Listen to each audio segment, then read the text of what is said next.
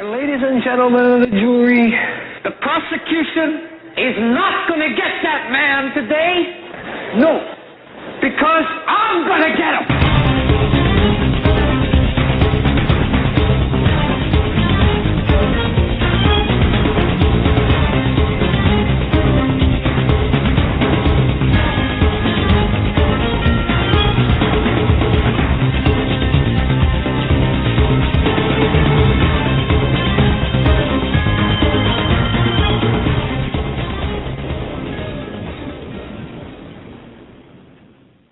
This is the Hagmann and Hagmann Report for today. It is Tuesday, January 8th, 2013. I'm Doug Hagmann. With me is my co-host, my son, Joe Hagmann. Together, we are the Hagmann and Hagmann Report.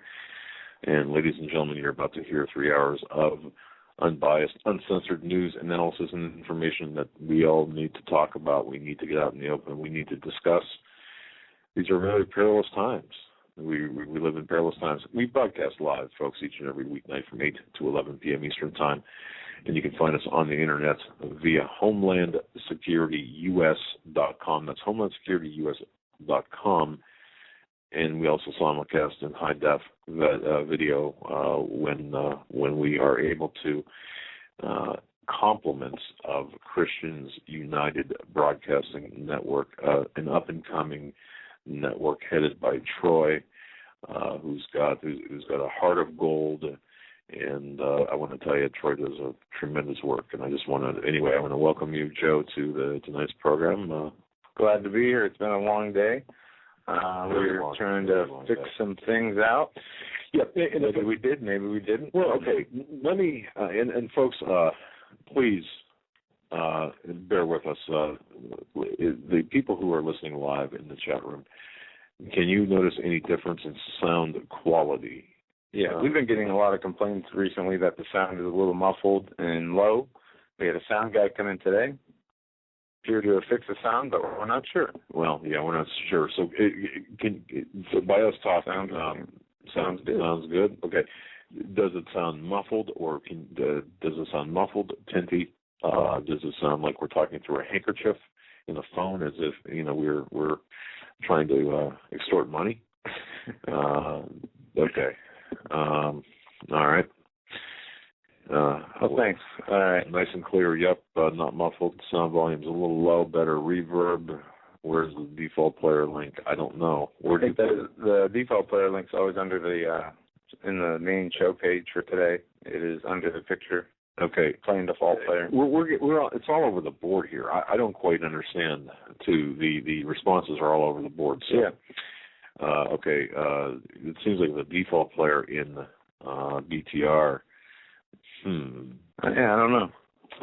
That might be a problem. Let's see here. We're going to go back to our cups and string here pretty soon. Yeah, that's right. Well, okay. We did have Tim from Raven Sound come in. Raven Sound is a local entity, and Tim spent some time here adjusting knobs and pushing buttons, and then doing all sorts of things that we didn't do, and then worked on the computers that we have here as well. Spent some time and tried to get things rolling. And he's a listener to the program, and of course he wants to say thank you so much, Tim, for all of your hard work, and thank you for coming and making a studio call. We really appreciate that, Tim from Raven Sound. If you are in the Northwest Pennsylvania area, Raven Sound, that's the place to go. Tim is an expert, and that's the guy. So. All right, Joe. Anyway, tonight we've got a jam-packed show of information. By the way, folks, I did an interview on True News with Rick Wiles. If you have a chance to listen to that broadcast, it's tonight. He's got it up now on TrueNews.com. If you can do me a favor, if you did hear the interview, if you can just drop Rick Wiles a note saying, hey, appreciate the interview, if in fact you have, and certainly let him know you listened. We appreciate that as well. Rick is a great warrior for the truth, and it's just one of those things that we have to stick together. So I want to thank Rick and True News for all of their efforts and for allowing me to come on as a guest. Yeah, and people said it was a good show. We listened to it. I got to listen to a little bit of it, and we'll listen to the rest when I get home. Yeah. Of course, I forced them. I duct taped, like that passenger in the Iceland jet, the jet going to Iceland, who the passengers duct taped him to the chair. I duct taped Joe to the studio chair here. Now, I got to tell you, ladies and gentlemen, Joe was doing some research today, and a lot of times as investigators we get tunnel vision, and a lot of times that we get onto a subject or a topic or an issue, and it's like a pit bull you just can't get off. We certainly don't. No one would accuse us of ADHD. Joe is looking into the various inconsistencies with respect to Sandy Hook. Yeah, and I didn't start the day that way. No. I was doing something completely different, and I was taken off my track and put into this looking into the Sandy Hook situation. And I got to tell you, I'm more confused now than I was when I woke up. Things are not right. Things are very wrong here. No. And I don't know. I can't put my finger on it. I'm not going to say anything that I, conclusive, because I don't know. But if I had to take a guess, I think people are being played with in a bad way. Yeah. I don't know what's wrong with Sandy Hook, but something's wrong. Something is not things are not as they appear to be. Now, look, it could be innocuous. It could be a series of things that just wind up to nothing, or it could be something much more nefarious. I don't know. Joe doesn't know. But here's the thing that we are tasked with. T-A-S-K-E-D, tasked with. We are tasked with getting to the bottom of things. And I think if Sandy Hook, or as Sandy Hook is being looked at as the hinge moment, if you will, in the gun grab, gun confiscation, gun disarmament of America, wouldn't it be proper to make sure that all is what it is supposed to be? I mean, we understand that news reports, especially very close to a situation, obviously change somewhat as the facts begin to, come out. But in this case, there are too many inconsistencies.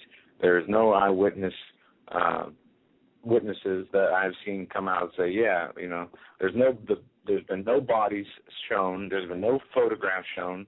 The kid that shot up the school was apparently there the day before. They have state-of-the-art surveillance equipment.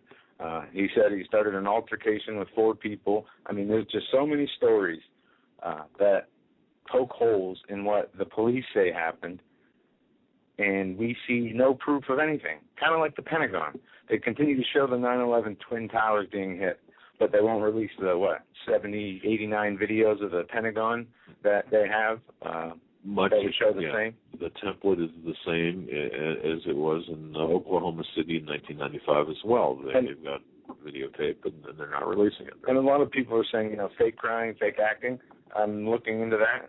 But something worse could be here, which I'm not even going to mention right now. But if it's the case, it's pretty bad. But yeah, there is a connection to some actors. There are outtakes, bloopers I've seen, very weird things. And one thing that we have to keep in mind, a lot of this could be planted to send us down rabbit trails that are, unproductive, right. Unproductive holes, or to actually make us look like idiots. And we have to be cognizant of that fact as well. Because, you start saying, well, look, there were no kids shot, or it didn't happen the way it happened this way. You start getting out into that tenuous territory. Then you begin to lose credibility, and, of course, that is a method employed by the globalist regime that They want to take away your credibility. They want to marginalize you and vilify you. And, of course, even by asking, and see, this is a very, very touchy area. When you start asking questions in this area because of the children involved, you've got to be very careful, and rightfully so. You've got the purported deaths of many, many children and violent deaths of children. So, you've got to walk on eggshells because, out of sheer respect, the human factor, my goodness. However, not to compromise the integrity of the investigation. Just like when we hit investigations normally, we go where the truth leads us, and sometimes we have to break a few eggs. Sometimes we have to cause some people some stress to get to the truth. Yeah. So, but a jam-packed show. A couple of things too, Joe, that in addition to Sandy Hook, I want to mention too on HomelandSecurityUS.com an article about the December 30th, 2012 report released about Benghazi. My take on that, my investigation on that, went through all 29 pages, and there is a connection there between the current, in my view, my professional view, by connecting some dots, there's a connection between John Brennan, the Stanley and Analysis Corporation, and Brennan is up for the top CIA post, head of the CIA. Well, okay, don't forget the 2008 passport breach, office breach, where, that took place. We talked about that last night, but there's the murder of Quarles Harris in Washington, D.C., contemporaneous with that passport break, or at the same, roughly around the same time. This is not by accident. And, could his appointment be payback time, or a payback for what he did in 2008? And this is something that we have to look at. And before we get into the news, I did find something here that I thought was really interesting. Joe, if you permit me to just kind of get into this real quick, I just want to talk about something. Francis Fox Piven rings in the new year by calling for a violent revolution. No, it wasn't December 31st, 2012. It wasn't even December 31st, 2011. It was 2 years ago. But as we look at history, it's interesting because we see things that were being planned a couple of years ago now take place. Francis Fox Piven, she's considered by many as the grandmother of using the American welfare state to implement revolution. Make people dependent on the government, overload the government roles, and once government services become unsustainable, the people are going to rise up. They're going to overthrow the oppressive capitalist system and finally create income equality, collapse the system, and create a new one. That's the simplified version of Francis Fox Piven's philosophy. That was originally put forth back in the pages of The Nation, that magazine back in the 1960s. Now, according to this article back in 2010, as the New Year ball drops, Piven is at it again, ringing in 2011 with renewed calls for revolution. How is that going, Joe? It's going well. Okay, well, in a chilling and almost unbelievable editorial again in The Nation, entitled Mobilizing the Jobless, which actually ran in the January 17th edition, 2011 edition. She calls on the jobless to rise up in a violent show of solidarity and force. As before, those calls are dripping with language of class struggle. And aren't we seeing that from the power brokers in Washington? The language she and her late husband, Richard Cloward, made popular in the 60s. Just very briefly here. So where are the angry crowds and the demonstrations, the sit-ins and unruly mobs, as she writes? After all, the injustice is apparent. Working people are losing their homes and their pensions, while robber baron CEOs report renewed profits and windfall bonuses. Shouldn't the unemployed be on the march? I mean, why aren't they demanding enhanced safety net protections and big initiatives to generate jobs? Those are the questions which she asked back then. And then her first instruction, get angry, get mad. Before people can mobilize collective action, they have to develop a proud and angry identity. And set claims to go with that identity, she writes, they have to go from being hurt and ashamed to being angry and indignant. This is exactly what we're seeing today. It took 2 years, but we're seeing this indignity play out. We're seeing this anger play out. We're seeing this denunciation, this of personal responsibility. Workers must realize, she writes, that others have put them in their current uneasy situation. She said, blame others. It's not your fault. The out of work have to stop blaming themselves for their hard times and turn their anger on the bosses, the bureaucrats, and the politicians who are in fact responsible. Well, gee whiz, as Joe and I went through some things today, who are responsible? Of course, the big bankers, it's not, and the elected officials, it's not the business owners, it's not the middle class, yet this is where she wants to vent, or this is where the anger wants to be. She wants to vent the anger. The best targets are people and organizations capable of making some type of response to angry demands. Regular demands, notice, just won't do. No, people must be fired up and not easily deterred. Angry and not quickly placated. So, an effective movement of the unemployed will have to look like something like the strikes and riots that spread across Greece in response to the austerity measures. And we're going to be able to see this, folks, with the tax hikes that we just experienced. And if you already have received your paycheck for the first paycheck of the year, you're seeing this. But it's hitting the lower class income earners, not lower class of people. Never meant that, but the people on the bottom of the payroll, it's hitting them the hardest. And this is by design. You see, this is by design. These are the people who want to bring us down. This is what we need to really make sure. Protests are spreading with lightning speed across England, the UK, in response to the prospect of greatly increased school taxes, for example.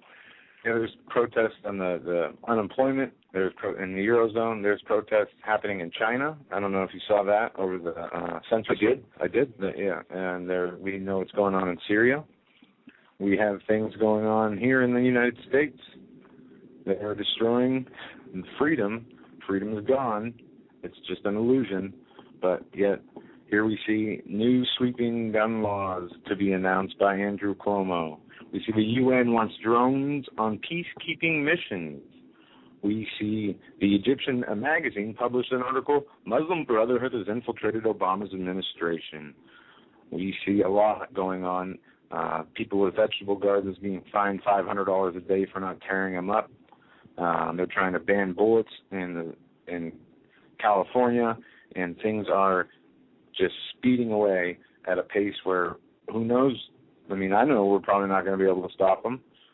This is going to happen. They've been planning it. They're following through with it, and they're going to finish it.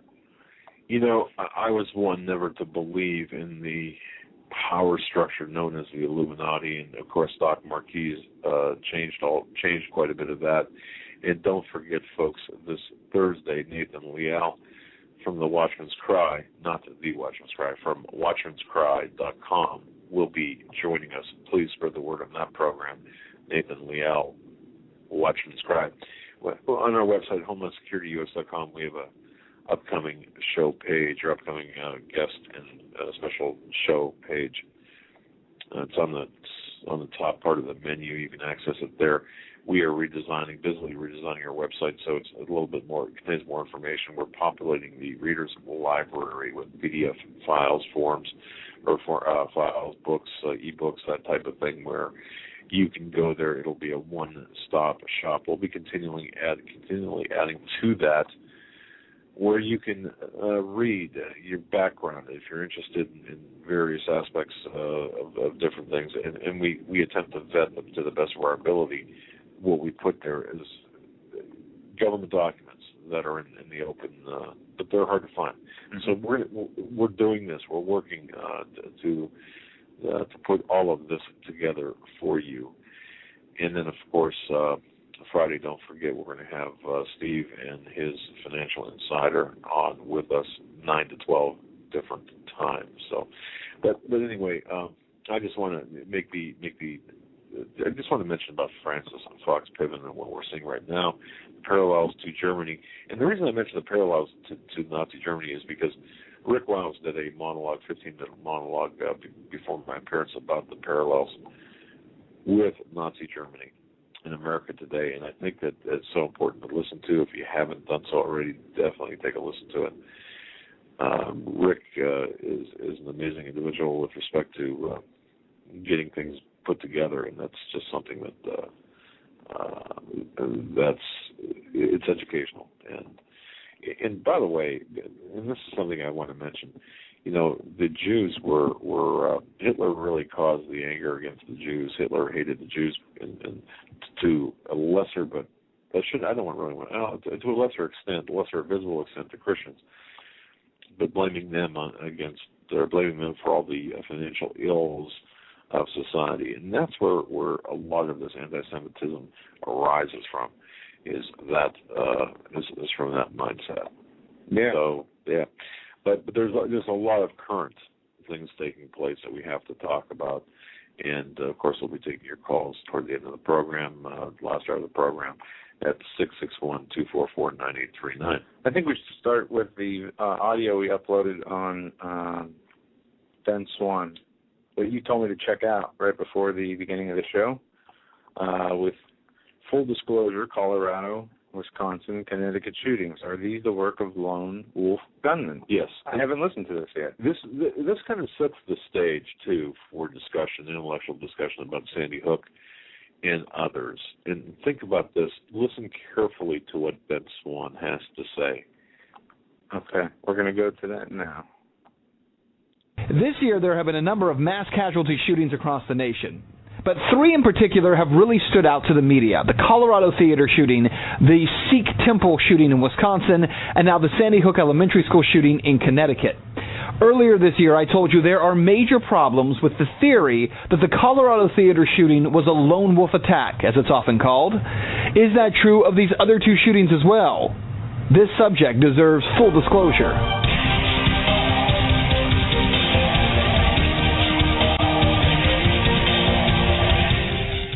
It was Friday, July 20th, 2012. Police in Aurora, Colorado say 24-year-old James Holmes walked into a theater during the premiere of the Batman movie The Dark Knight Rises. Holmes was heavily armed and opened fire. According to police, Holmes was wearing a tactical helmet, vest, and leggings, as well as throat and groin protectors. Police say that he used an AR-15 assault rifle, a Remington shotgun, and a .40 caliber Glock handgun during the attack. Police say they found a second .40 caliber Glock handgun inside of his car. Police on the scene told the media and the public confidently that this was a lone wolf attack. All the evidence we have, every single indicator is that this is all Mr. Holmes' activity, and that he wasn't particularly aided by anyone else. But was that true? Reports from eyewitnesses who were there during the attack was that James Holmes got a phone call while he was sitting in the theater, that he walked to an emergency exit and opened the door. Also, that tear gas was thrown from a second location inside the theater. Listen. He got a phone call, and most people, when they get phone calls in theaters, they go straight out into the lobby to answer it. This person went directly to the emergency exit. He had his foot propped open by the door, and from the crack, it looked like he was signaling somebody or looking for somebody to come his way. As I was sitting down to get my seat, I noticed that a person came up to the front row, to the front right, sat down, and as credits were going, I noticed it seemed like he got a phone call. So he went out towards the emergency exit doorway, which I thought was unusual, to take a phone call. From what we saw, he wasn't alone. He had someone with him because the second can of tear gas didn't come from his side. The official story from police, this was a lone wolf attack involving just one shooter, James Holmes. Police, of course, were not there during the attack. Witnesses who were say it was not one shooter, it was two. August 5th, 2012, Wade Michael Page, a 40-year-old former soldier, walked into a Sikh temple in Oak Creek, Wisconsin, and opened fire. 7 people were killed, 20 others injured. Page killed himself in the parking lot of the temple after being shot by a police officer. This, too, was a lone wolf attack, that according to police on the scene shortly after the attack happened. But again, in this case, according to eyewitnesses, that was not the case. My dad is out and at the hospital, and we're just relaying information back and forth and trying to get as much info as possible. What, any, have you learned from him about what transpired inside, or from your mother? So the most I can learn, or the most I know as of now, is that there are multiple shooters. There's multiple people. It was a very well-coordinated thing. It wasn't haphazard, and I think that's why police and everybody are taking the proper, protocol to get the situation under control. We have our temple service every Sunday. Starts around 10:30, and usually goes in the afternoon. And around between 10 and 10:30, 4 white males who were dressed darkly, dressed in all black clothing, came in and opened fire on our congregation. In that case, witnesses said at least 4 people had opened fire, and it was not simply one lunatic. They were 4 well-trained people who seemed to know what they were doing and had a plan. Sandy Hook Elementary in Newtown, Connecticut comes under attack. As you know, 20 young children were killed along with 6 adults. The 7th adult, the reported shooter, 20-year-old Adam Lanza, who died of a self-inflicted gunshot wound to the head. And again, police on the scene telling us this was the work of a lone wolf. That is what police have said. But again, there is evidence beginning to emerge that reports that the teacher saw 2 shadows running past the building, past the gym, which would be rear shooting. For instance, take this video of 2 people seen running through the woods shortly after the shooting. Now, the man that you see here who's running and is actually caught by police was put in handcuffs and then placed into a car. He'd walk a guy out of the woods. I saw him walk a guy out earlier with handcuffs. He walked by us and said he didn't do it. It was a grown man. A grown man, yeah. He's sitting in the front of the police car over there now. So, I mean... He didn't have a gun? No, I didn't see any gun. Just had him handcuffed, and he walked by us and looked into parents' eyes and said, I didn't do it. How was he dressed? Camo pants with a dark jacket. Turns out he may have been the father of a student who arrived at the scene and was scared. But there is, at the top of this video, a second person in the woods who's seen for just a brief moment. No report as to who this person actually was. So what you need to know here is that in all 3 of these cases, there isn't just wild speculation that maybe there was more than one shooter. In fact, there's a good reason to question this whole narrative, because there's been no evidence so far, no evidence provided by police, other than what they've told us, that there is only one shooter here. There's an easy way to prove it. Police have not yet released the surveillance video outside the theater in Colorado. Show the video and prove that it was one person. Just as they have not released the video outside of Sandy Hook. Again, show the surveillance video, prove it was one person. You see, these questions are worth asking of law enforcement until they provide evidence otherwise. And that is full disclosure. And there it is. Yeah. It's the video. Really? They reported that the shooter at Connecticut came to the school the day before the shooting, started an altercation with 4 people. Right. They say on the day of the shooting, he shot through a window where he wouldn't be seen on video, apparently. But why not release from the day before? Where's the brother? And how would he know that too without surveillance, prior surveillance? But where's his brother? Where's the father? Where are these people? I'm not. Yeah. I mean, we're just asking questions. This thing it's full of holes. Well, and we just won't answer. Let's go back to the Aurora shooting, the Batman Rises. That case has been fully adjudicated, and there is no reason for the video that was used or taken as evidence not to be released to the public.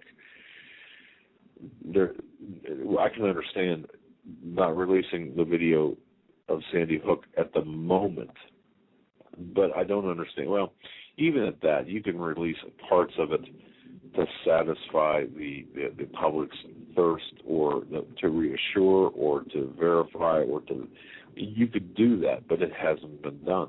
How many minutes after 9/11 did they have the paper with the 19 hijackers and all their information and their passports they found in the rubble, and all this stuff that they had lined up ready to spill to the public? Yet we see all these tragedies. And think about this: if it really happened or not, does it matter now? The effects are already done mentally to the people. Even if they were to announce it was fake, right, the people wouldn't. The disconnect. It does. Well, I'm not sure I agree with you on that. If somebody would say, "Well, you know what? I'll tell you this. Kidding," or this was a drill, or reading through all these government documents that I have in the last couple of days, right, before I switched courses, I've been learning a lot about psychological operations in many different forms. You have psychological operations when it comes to everything and anything that is in the public view, and it is to shape and public opinion. It is to change behaviors and behavior patterns of people. So the shock value is already done. Even if Obama came out and said, "You know what? It was a drill," right. People in 2 years, and you asked them, they would still say, "Yeah, there was a mass shooting in Connecticut," because there's that cognitive disconnect. I understand that. And here, folks, here's what worries me a lot, because I think that the further away that we get from Sandy Hook, the greater the likelihood for another mass casualty shooting event is that there will be. And is this based on any specific intelligence? No, not really. There has been murmurs, rumors, and mutterings about something. But what's the goal? What's the end game objective here, Joe? With the progressive left or the communist, socialist, progressive mindset? What's the goal here? Well, they have. It depends. They have a target. They have their what they're going to do, their strategy. They have the effect of that strategy. But they want to get rid of. They want to disarm America. That's the end goal. But they're going to do it through a lot different and more subtle means than we could even ever imagine. That they have broken down into just the most sickening. I mean, I want to know who starts writing these things. And they refer to it. Do you remember when the mind control, they say, was used in letting the Iraqis hand over all their weapons in the Gulf War? I heard about that. And folks, you might have heard about that, but and even perhaps dismissed it, or just let it kind of just go by you without really much of any interest, because it was just so far out there, where there was mind control employed by our military, by our operational people against the Iraqis. Well, to convince them. Mind control. Am I saying that right, Joe? Well, there's a lot of different ways you can say it. They say influence, cognitive disruption, right? Cognitive, cognitive operations. Well, neutralizing. Right. Something that would work in the back of your mind. They say they can use all levels of warfare: tactical, operational, theater, strategic, and nationally strategic. Tactical commanders. They use the example of strategic communications in Iraq today based on interactions with audiences in the area of responsibility to potentially and strategically end violence without actually going into the war, by messing with the brains of the adversaries and the decision-making capabilities from strategic shocks, and to achieve cognitive information effects using any means available. And it gets into a lot of the means that are available. And that's why people like Stan Dale we have on who talk about the different things, and even Steve Quayle to a large extent about his research into. I'm hesitant to use mind control, but I guess that's what we're talking about.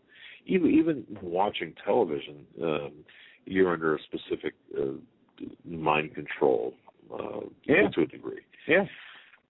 It just said that your brain waves are on a level that makes you very suggestible. And when they have whole departments or agencies developed specifically for psychological, military operations, psychological, cognitive breaking operations, strategic shock operations, but that's just some of them, and it goes on and on and on. But they have the tools available where they could do this, and we could just never really know what hit us. And we, but the American people. And part of it, when you see a tragedy like that, they say happened, but no evidence of it. Normal people aren't going to question it. They feel bad. They don't want to question the authorities. They don't want to. I mean, how crass would that be? Can you imagine the blowback, the crassness you would have to question? But when you get no proof, okay, I can see not questioning after the first hour, right, in the first day. But as time goes on and the stories continue to change, which they will change because people's eyewitness accounts aren't very reliable immediately after very serious situations. That's right. But when there is evidence to show, or no evidence to show the people, when the parents, from what I understand, couldn't even look their kids and identify them personally, they can only do it through photographs. That's violating standard operating procedure. Yeah, and I've been in situations like that where there had to be identifications made, and I've never seen that done. But then, of course, you've got to realize my experience is well over a quarter of a century old, and the capabilities have since changed. But there was always that desire that I've seen for a family member to physically see the person, unless, of course, it was so horrific, that it would. What parent wouldn't want to make sure that was their kid that was, well, who wouldn't want that closure? Right. Yes. Within certain boundaries. But when we're talking about the bullet wounds, okay, it's not necessarily like the movies. It all depends on a number of factors, but it's not like the movies where, this guy is not going with a shotgun. And the shotgun causes a whole different type of wound than a rifle. Depending on, you have the buckshot, or you have the other one. And we're not we know that obviously it's going to be very gruesome. Very graphic, right? That stop. If they were suspected that I was shot, and they asked you to come down to the medical examiner's office, and they say your son was shot 15 times, would that stop you? No. Okay. No, it wouldn't. All right. It'd be very painful for a family member, and of course, we've been through that. But we've had personal tragedies that in our family, and we've been through that. But it's always pretty much the standard course. This is something totally different, and there are many irregularities, and we're looking into this. And ladies and gentlemen, we appreciate everyone who has sent in. We must have, I would suspect, no fewer than 500 different emails from 500 different people, probably citing maybe 200 to 300 either news stories or sites or YouTube videos for us to watch. So we have ample evidence to take a look at. For example, Joe, you had shown a web page that was created or that was dated December 10th about the Sandy Hook shooting. And there's a few of them. Yeah. And I don't know how, they used to have a thing called Google Timeline, where they wouldn't screw this stuff up. They removed that about a year and a half ago. Right. And now I can't tell when the things were created because they don't have the timeline. But when the article's still live and it's still dated as on the 10th, it could have been an honest mistake. But when you take into account the Facebook page that was created for the teacher who died, it was created on the 10th as well, when the shootings happened on the 14th. And then we have John sent us a thing of there was a donation page set up also on the 10th or the 11th. But I don't know. There's a big, because I can do this too. I can actually take, if I wanted to make it look like I posted an article a year ago, for example, or a week ago, I can backdate an article.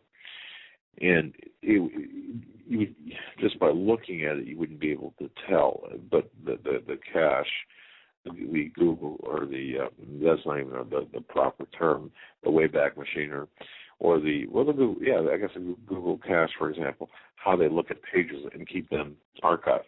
You could tell there. But I sent this one Sandy Hook school shooting where they're announcing therapy, or not therapy, but anyone who needs psychological assistance can come in. It was dated 4 days before the shooting, and anyone could mistake a date, for example. And I've done it too on articles. Or I'll be off by a day, or if I'm having a really bad pre-coffee morning, and I might have it, dated off by a month. And of course, every year around, the change of the calendar, you're always writing the previous year. Those are understandable and easily traced, but there's a vast difference between saying it was posted on a certain date, for example, on 12/10, right? Then you remember Operation, actually seeing it posted on that date. Operation Mockingbird, right?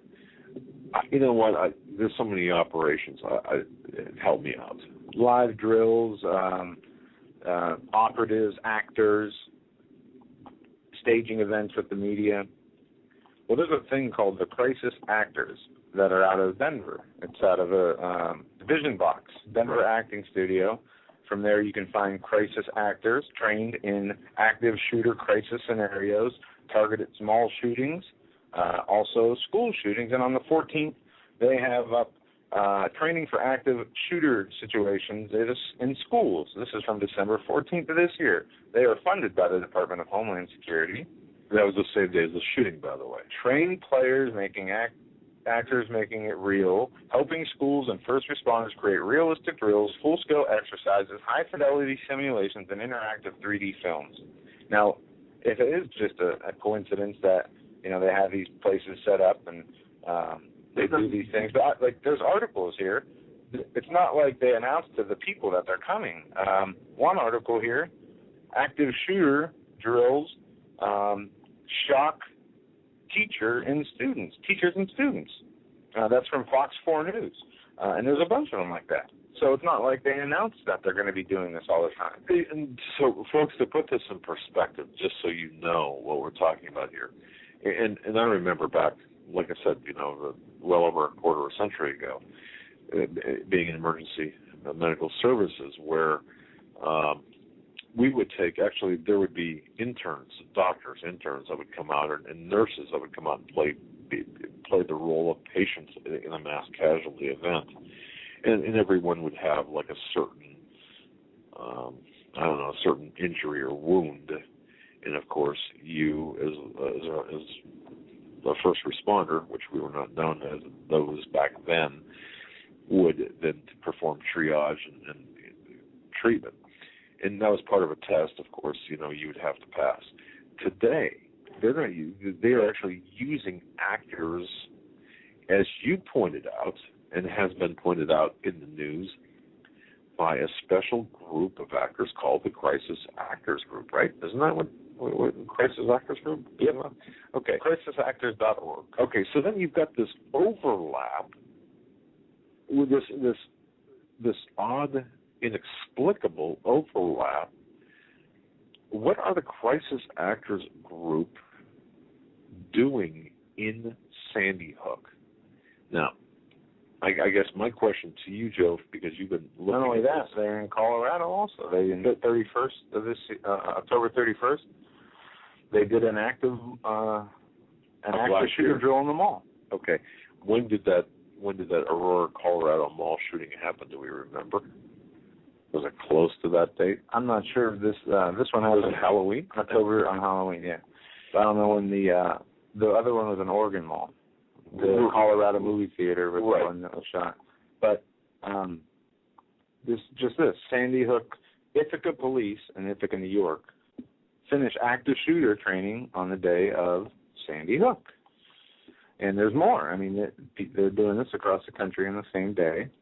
There was a drill held at a local high school in Colorado. There was one in Plattsburgh, New York, which is up. I mean, you can. It's 40 miles south of Montreal. I've been to Plattsburgh a number of times. You have too, Joe, and it's a small town. You can't get any further north than that. I mean, without going into Canada, it's out of the way. But see, shouldn't people be asking these questions? I mean, we have a responsibility, I believe, to ask these questions, even as troublesome as they might be. No, especially when they're using these scenarios or situations, or even if it was a real tragedy, to take our rights away. Of course, they owe it to us to show us proof. They owe it to us to tell us the truth. And if they don't, we have no. Why should we believe a government or anybody in the seat of power that has done nothing but lie to us ever since their mouths opened? This is true. And speaking of rights, and I just want to bring this out, and I want to take this opportunity. I don't believe he's listening tonight, but I just want to publicly thank Keith Hansen for this information. A little tidbit, a little bit of information about the Constitution, the Declaration of Independence. And this is something, folks, that if you take away nothing else from tonight's program, take this away from tonight's program. What does the Constitution say? Let me find the exact wording here. And you, I know each and every one of you listening to this, or perhaps the majority of you listening to this, have cited this, have stated this. This part. We hold these truths. This is from the Declaration of Independence. Mm-hmm. We hold these truths to be self-evident, that all men are created equal, that they are endowed by their Creator with certain what? Okay. Inalienable rights. What is it? Inalienable. That's what I thought too. Okay. And for years, folks, that's what I thought. The word is unalienable. Unalienable. Oh, yeah. Now, hold on a second. Hold on. Now, this is going to blow your mind. I would read this all of the time. And let me read this in context. We hold these truths to be self-evident, that all men are created equal, that they are endowed by their Creator with certain unalienable rights. Okay. And I always took that to mean you can't take them away. Well, that's how I always understood it. You're right. No matter what, you can't take them away. Correct. You are correct. However, you're not technically correct. What the sentence is and what the word is, we hold these truths to be self-evident, that all men are created equal, that they are endowed by their Creator with certain unalienable rights. There's a big difference. Unwavering. Unalienable. No. Well, okay. Understanding. Okay, unalienable. In other words, what's a lien? Flexibility. No, a lien, like you would put a lien on a property, a judgment. I'm done with the game show. You go ahead. Yeah. I'm not a very good game show host, let me tell you. But see, that word unalienable, if you look it up in Black's Law Dictionary, and Keith Hansen, he was telling me about this, and we were talking about this for quite a while today, and he was saying, no, this is what it means, unalienable. In other words, these are, you can't, you're right, though, Joe, that you can't take them away. You cannot I mean, these are unchangeable. They're you cannot do anything with them. They are solid as a rock, and you can look it up in Black's Law Dictionary, unalienable. So the next time you are talking to a family member, or perhaps even a liberal, or somebody that's anti-conservative, and we're both making fun of anybody's family, but yeah, they can't get across simple points. Most people listening try and get across simple points. You try to explain that to them. Well, no, you know what? All you have to say is, go ahead, look at the Declaration of Independence and read the second paragraph, the first sentence of the second paragraph, and what does that mean? And when they come across as unalienable rights, you can correct them and say, no, that's unalienable, and that's a legal definition, and that legal definition means you can't touch them. No one, they're yours forever. No one else's. You can't take them away. You can't put a lien against them, so to speak. And there's more to it. You can do your own research on it, but the bottom line is that changes the entire message of that sentence. It makes it even more. It's even more solid and beyond. You cannot. And it bothers progressives when you talk about things like this, or communists. The same thing. Unalienable rights. So just remember, it's not inalienable rights. It's unalienable rights. No, again, all thanks go to Keith Hansen on that. I know I got off track there a little bit, but I think it's important for us to understand words mean things, and especially words in the Declaration of Independence. And that's one of those words, unalienable rights, unalienable rights. So, but yes, especially, Joe, when Sandy Hook is in fact the trigger event, or the Aurora shooting, or the combination. They're trigger events. Well, let's just look at the Aurora shooting and the Sandy Hook shooting real quick. Yes. Isn't it odd that the Aurora shooting happened at the premiere of the Dark Knight movie, and both of those places are listed in the Dark Knight movie? Yeah. And whatever coincidences people might believe in or not, that's too much right there. Tell me it's not right. And we know that they're, like you said, through Doc Marquis and other guests, that they do put messages in movies and mass media, and it's part of the conditioning, the subliminal conditioning. Well, just to tell you how little I know, and let me tell you something, and this is something that the more I get into this, the more I realize the level of my knowledge is lacking. One of my favorite people to listen to with respect to this whole genre of events, a guy by the name of Gary Bell, A View from Space. And if you have the opportunity, I'd love to be able to get this gentleman on our show. I don't think he doesn't take callers, he doesn't take guests. He does a 3.5-hour program every Saturday out of Toronto, AM 640. His name is Gary Bell. There is an archive available out there of his shows. I have to warn you, however, if you're in search for the truth and you're looking for answers, it's addicting, because he gets into things that I don't even know where to start. But I can tell you this, and I'm not sure if I can find my notes, but one of the things that he gets into is the movie. It's here they are right here. As you can hear me ripping papers across the room. Yeah, the background is extra loud. Yeah, sorry about that. The movie, 52 days before the end of 2012, 4 movies came out: Skyfall, Lincoln, Citadel, and A Royal Affair. And I know I mentioned this on the program last night.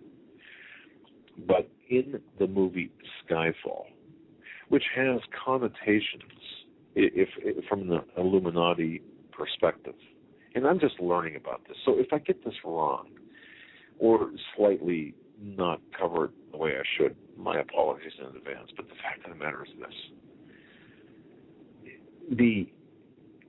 The trailer, shown as a trailer, Skyfall was shown as a trailer for Dark Knight Rises. And in the trailer, it featured this big sign on top of a building of Shanghai that said Aurora. There appear to be numerous connections, Illuminati, weird, strange, and I don't even care if you call them Illuminati. They're just downright, just wickedly strange. I've got questions. Coincidences are funny things. Sometimes they happen. I wouldn't trust them, but they happen. Skyfall in Batman, Skyfall in particular, if you look at everything that's taking place today, the current events today, the dollar, what's taking place with the dollar, the power structure, the all this stuff. What we're seeing, in my view, is we're seeing this attempt to recreate a Camelot. If you start, if you start talking in that fashion, it goes back to the Olympics, the opening ceremony, the closing ceremony, the Olympics. Remember the opening ceremony where the Queen Elizabeth jumps out of that with a parachute with James Bond?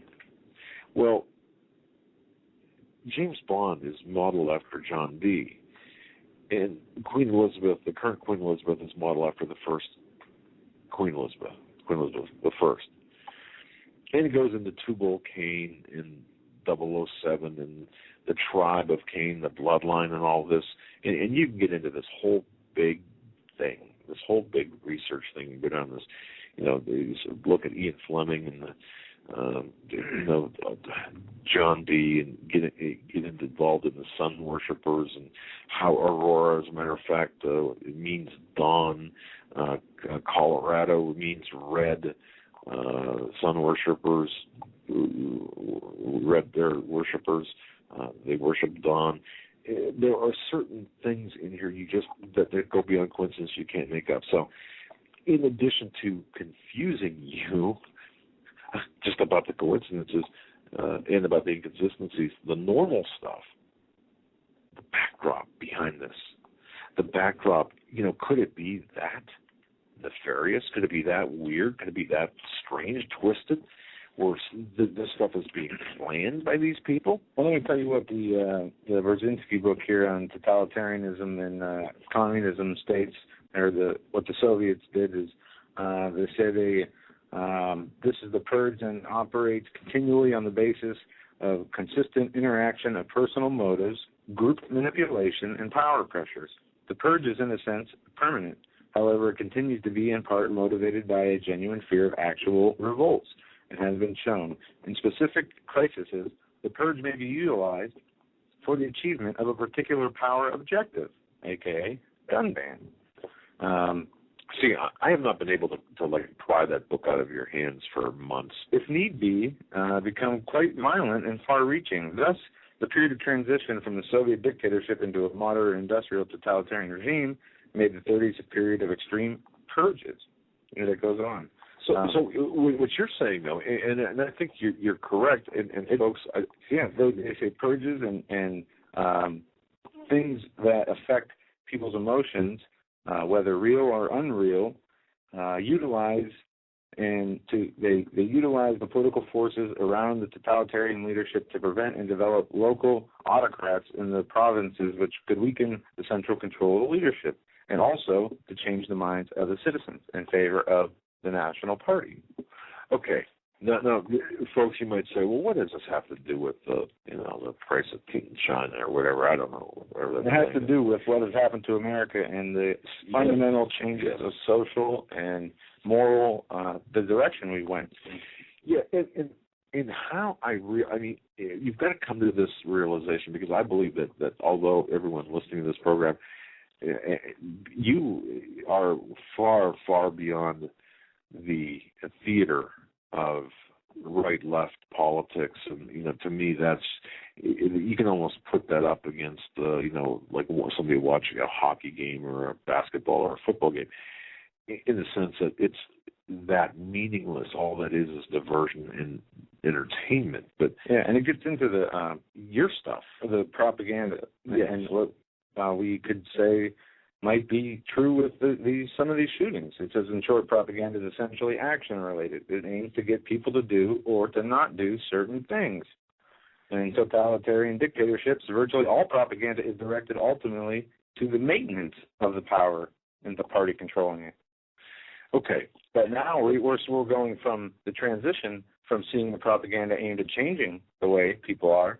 Now they're going to, once they clamp down and get their positions, then it'll be aimed at keeping those people. Okay, and that thought that you just verbalized, understand that the purpose behind the Mind calendar, the 2012, where we are today, is that very transition that you're talking about.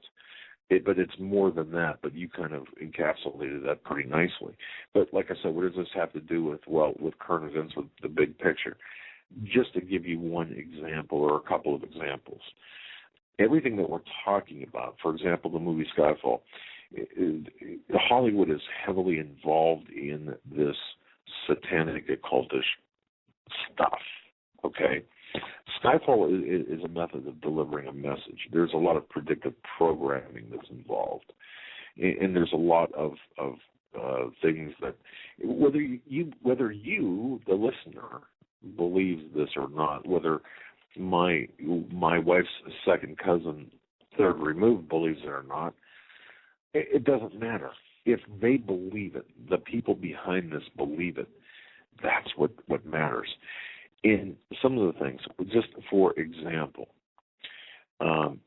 would it concern you to know that some of the very things that you believe to be true today are actually lies, big lies, and the very things that we're being told by the media are built on big lies? The media is a big part of this. For example, did you know that Anderson Cooper is part of the Vanderbilt bloodline? Well, what's that? Well, that's part of the Illuminus, if you will, allegedly. Okay, and I preface everything by allegedly, because I don't know. I don't have his DNA certificate, but think about this. If you are going to implement changes or take over the world, and that's what these people with the gazillions of dollars want to do, and you might think, okay, you've really lost it, but no, but think about it. This is the plan. We're seeing the plan unfold right before our very eyes. And even Lincoln, Abraham Lincoln, if you look at his lineage, well, who was Lincoln's father? There's some secrecy behind that, if you know history, and if you get into history. Isn't it interesting that the man in the White House who is equating himself with Abraham Lincoln, isn't it interesting that there's some secrecy, some controversy regarding his parentage, including his father? This is part of it. And I don't want to get too far out here because, and you can even get into the fact, okay, when the shooting happened at Colorado, the New York Stock Exchange, what it closed at, the numbers. All right. Okay, and I don't have them in front of me, but in numerology in this is a big thing, and you might think, well, no, you're seeing things, and it's part of this larger lie, this larger picture, because, and how would it apply today? Well, when the Benghazi report from the Accountability Review Board came out, it was 39 pages long. The guy said to me, in the intelligence world. The guy said to me, that's all I need to know. I said, what do you mean? He said, 39. That's the number that represents the 50%. So that's how it affects people today. All right, we're up against the break. Actually, 5 minutes late for the break. 10 minutes late for the break. Sorry, AM stations. We apologize. We'll be right back after these short messages. You're listening to the Hagmann and Hagmann Report this Tuesday, January 8th, 2013. As time continues to fly by. We're going to get into a lot of ups and downs and then your phone calls for the rest of the show. We'll be right back.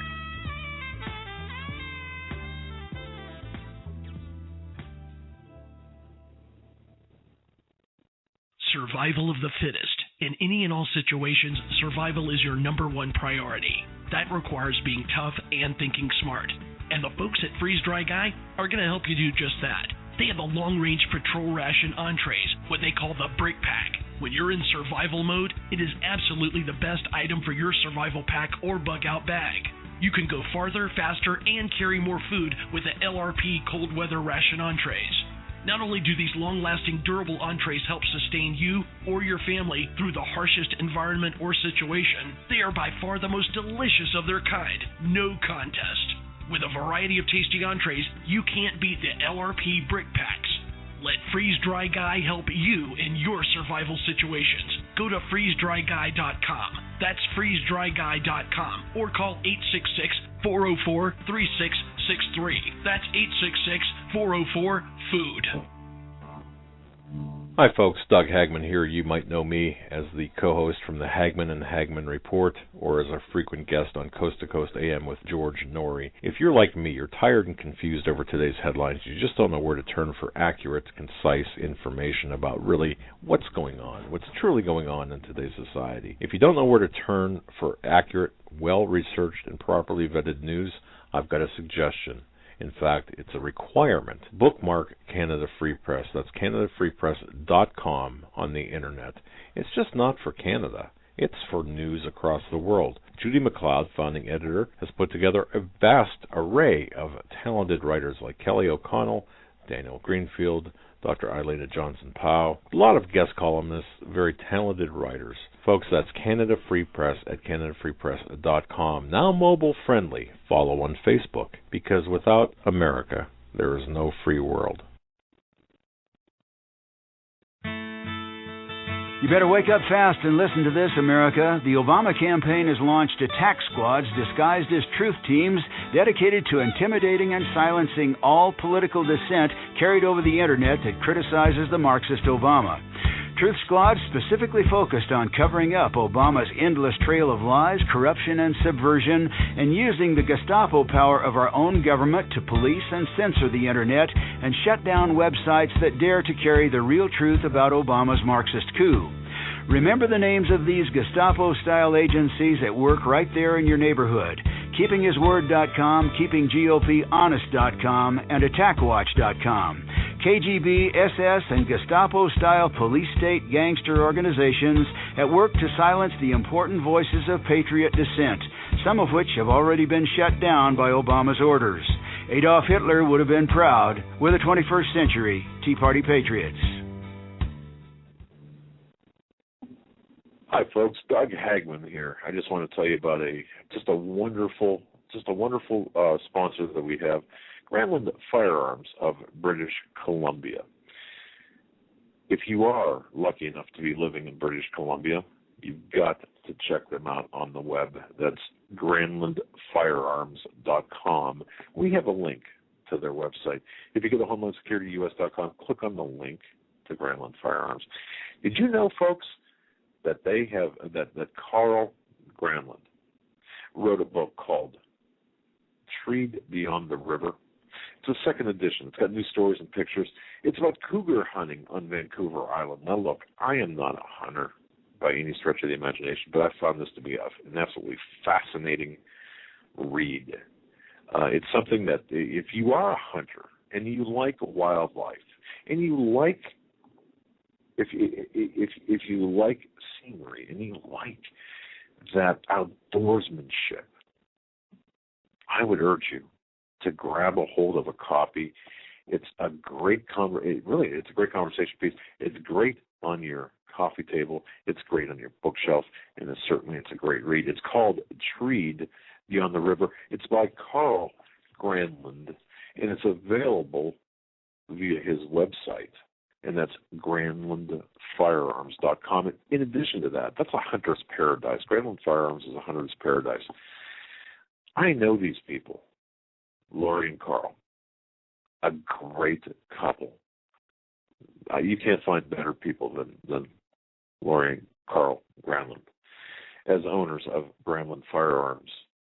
If you're up in Canada, especially in British Columbia, and you're looking for hunting supplies, hunting equipment, give them a call. And by all means, Treed Beyond the River. Grab yourself a copy of that book. You can give them a call. Their number is available on their website. If I give it to you right now, you don't have a pencil or pen, so you won't remember it. But visit GranlundFirearms.com. That's GranlundFirearms.com. And please tell them that Doug and Joe sent you.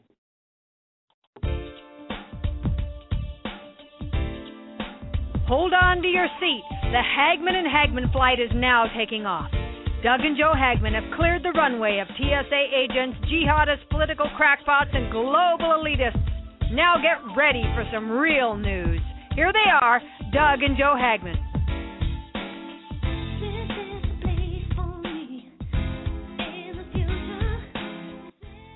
And welcome back, ladies and gentlemen, to hour number 2 of the Hagmann and Hagmann Report this Tuesday, January 8, 2013. We're going to hit a lot of hard news here, and then we're going to take your calls at the end of that, starting at the second half of this hour and following into the third hour. First story I really want to get into, as I find this very interesting. The United Nations wants to use drones, armed drones, for peacekeeping missions. Through West Africa, all the way, through the Congo, Rwanda, Uganda. The action is the first step in a broader bid to integrate unmanned aerial surveillance systems, which have become standard feature of the Western military operations, into the United Nations' far-flung peacekeeping empire.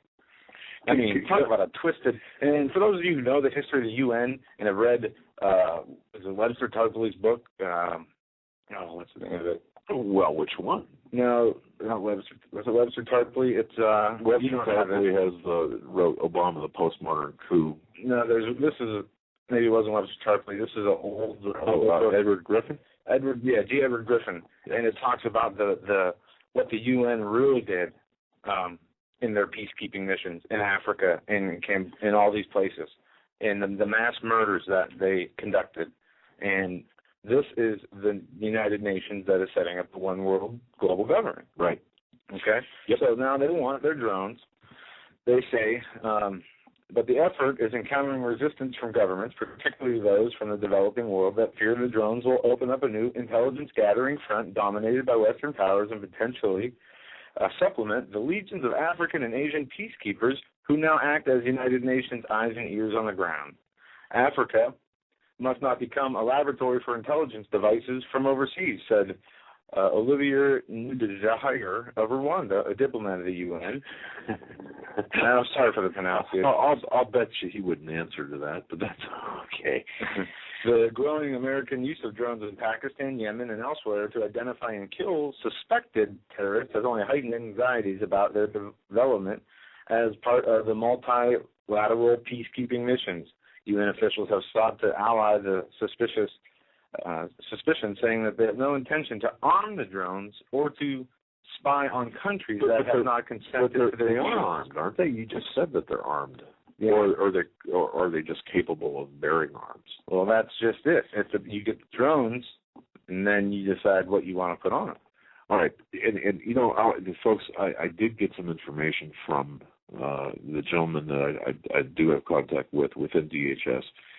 There is the drones that are flying right now in America are, in fact, either armed or are capable of being armed.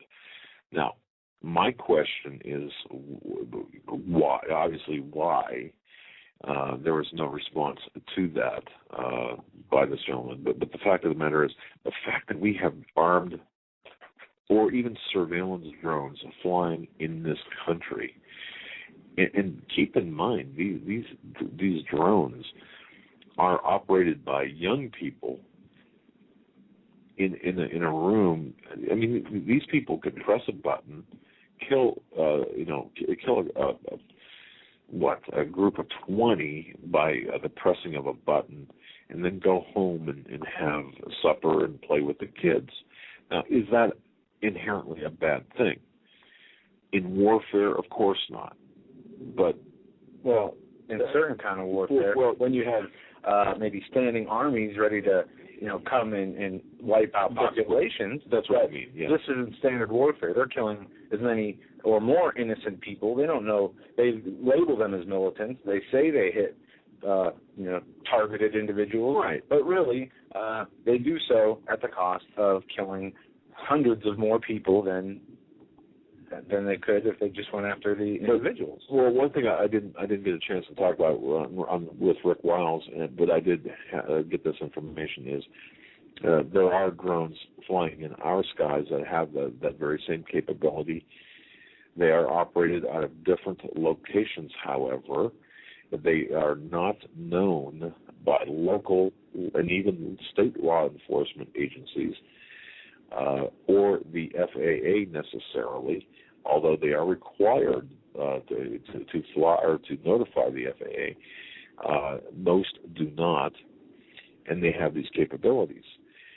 And according to my source, if they're, and these are his exact words, if they say they have 10 flying in the area, you can bet that means there are 20. So double any number that you hear. Will this ever come out? Yes, it will eventually. But there are drones that are flying all over in every state in the continental United States as we speak. The Department of Homeland Security is using them. The Environmental Protection Agency is using them. The executive branch of the government is using them through all of their illegal, tyrannical agencies. And the one more thing that I was told, the time for the use of an armed drone is coming closer. And I'm not kidding about this, and I'm not making light of it, and I'm certainly not exaggerating or hyping this up. But there will come a time in the not too distant future, and I've said this before, where a drone will take out a suspected terrorist. Chances are it's going to be the vehicle in a remote location. It may or may not be an actual event. In other words, it may or may not involve actual people being in a vehicle.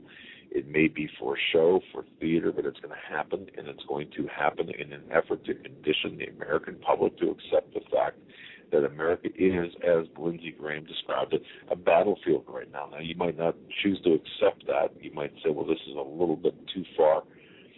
It requires extraordinary claims, because it's, or extraordinary proof because it's an extraordinary claim.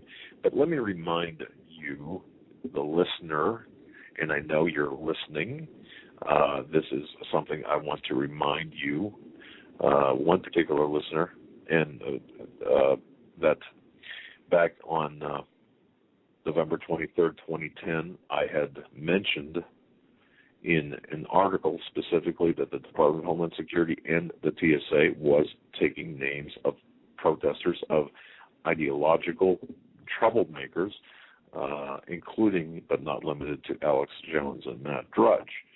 And I said this, and I said they're keeping a list, that they have a database, and they are collecting the names of political and ideological dissidents. And I had somebody write to me who was a journalist who said, you know what, I filed the Freedom of Information Act, and the response I got was, Doug, you are an idiot. Or this man who said that is an idiot.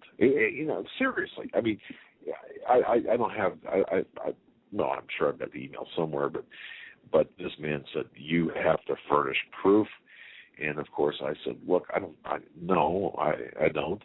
But the fact is, see, now, 2 years later, it has come out through the Freedom of Information Act, requested by former Congressman Bob Barr. Oh, yeah, you know what? It is true.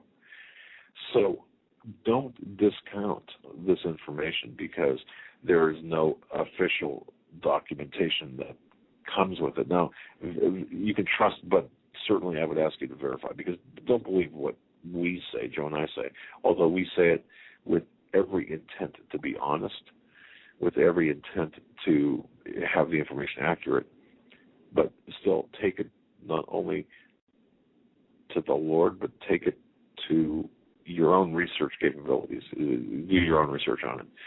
And I just want to mention that. So there are drones flying right now.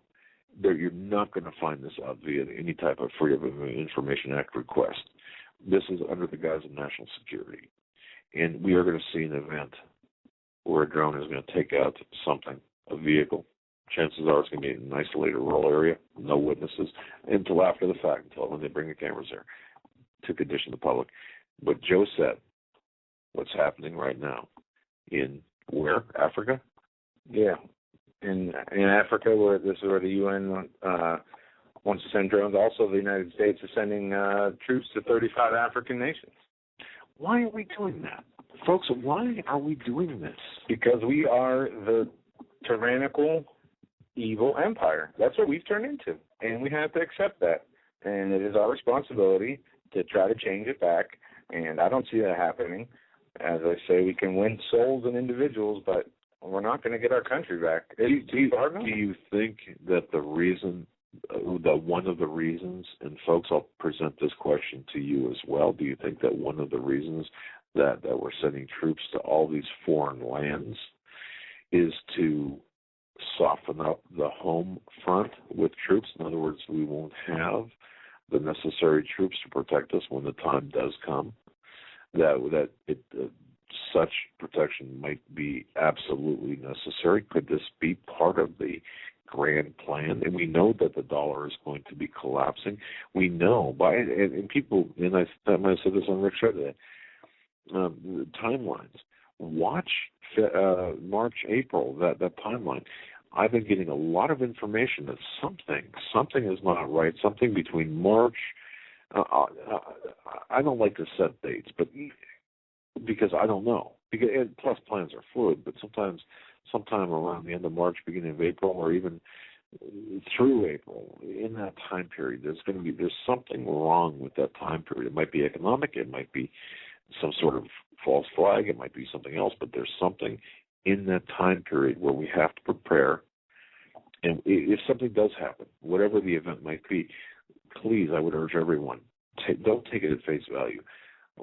Remember I said this, and then look at this, look at the event, and make sure that if you are computer savvy, if there's reports, capture the initial reports, because together we can assist in trying to find out what's going on.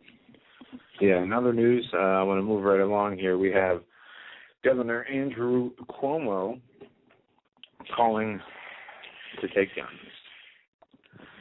Cuomo is CBS New York. Cuomo close to announcing sweeping new gun control laws. Governor working on a deal that would go after assault weapons and magazines.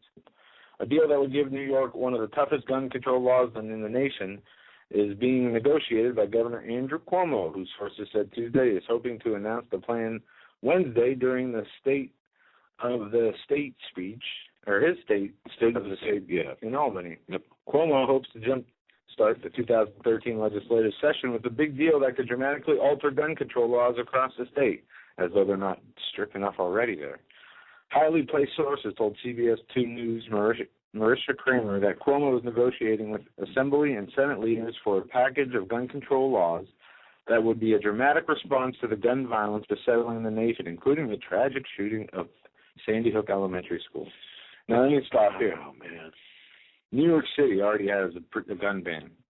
Yeah, you can't even take a water. But it's one of the biggest cities of gun violence. Right. Chicago, gun ban. Number one murderous gun city. Right. Every place we see gun bans, we see the number one or number 2 or number 3 highest gun crime rate.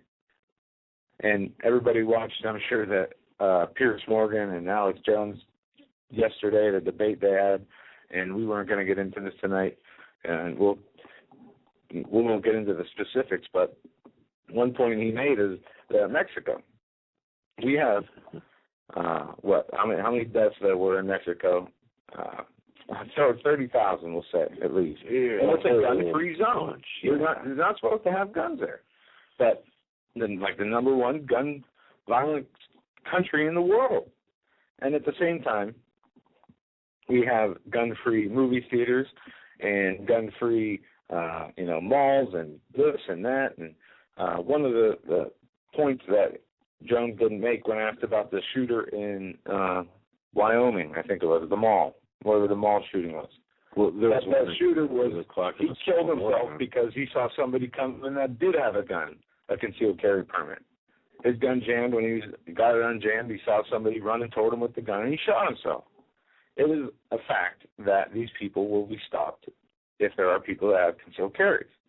The crime, as long as good people are armed, it is a much better chance that people who would do mass shootings wouldn't get very far. Imagine if people had concealed carry permits and went to the movies with, in Aurora with it. Who knows? And then that could even foil, even more sinister plan that is behind the scenes, like we're talking about now with the Sandy Hook, which we don't, I'm not sure of yet. But let me tell you something. One thing, regardless of how people think it made other people look or him look, he was right. It's not the weapon. It's the person. And you can't ban the weapon for something a person does. It is not right to take away your constitutional rights because others abuse their rights. It's completely twisted logic, and the public is sadly buying it. And we have legislators from all over the country. Now in California, what they want to do is go after the bullets. I don't know if you saw that there's in the Bay Area, shooting prompts new gun bill law. And this is out of the NBC, and it says the new bill would restrict ammunition sales in California.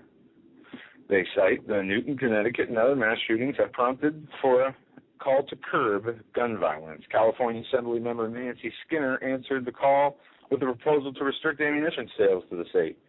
2,800 people in California were killed last year by gunfire. It's easier to buy bullets than cough medicine or alcohol. It should not be that easy. We need to have much more scrutiny when it comes to the purchase of guns. Monday, she unveiled Assembly Bill 48. It would require bullet buyers to show ID. It would also require ammunition dealers to be licensed and report all sales to the Department of Justice. Right now, you can buy bullets in any store at the sale, and it's not recorded. Gun violence will continue unless we control the sale of bullets. So once again, it is not the bullets, it is not the gun, it is not the stick, it is not the fist, it is not, people are killed constantly by other people. That will not change if you take every object off this earth. They'll continue to do it with their bare hands. If you cut their arms off, they'll do it with their teeth. There's no end. You can't stop a person who's insane.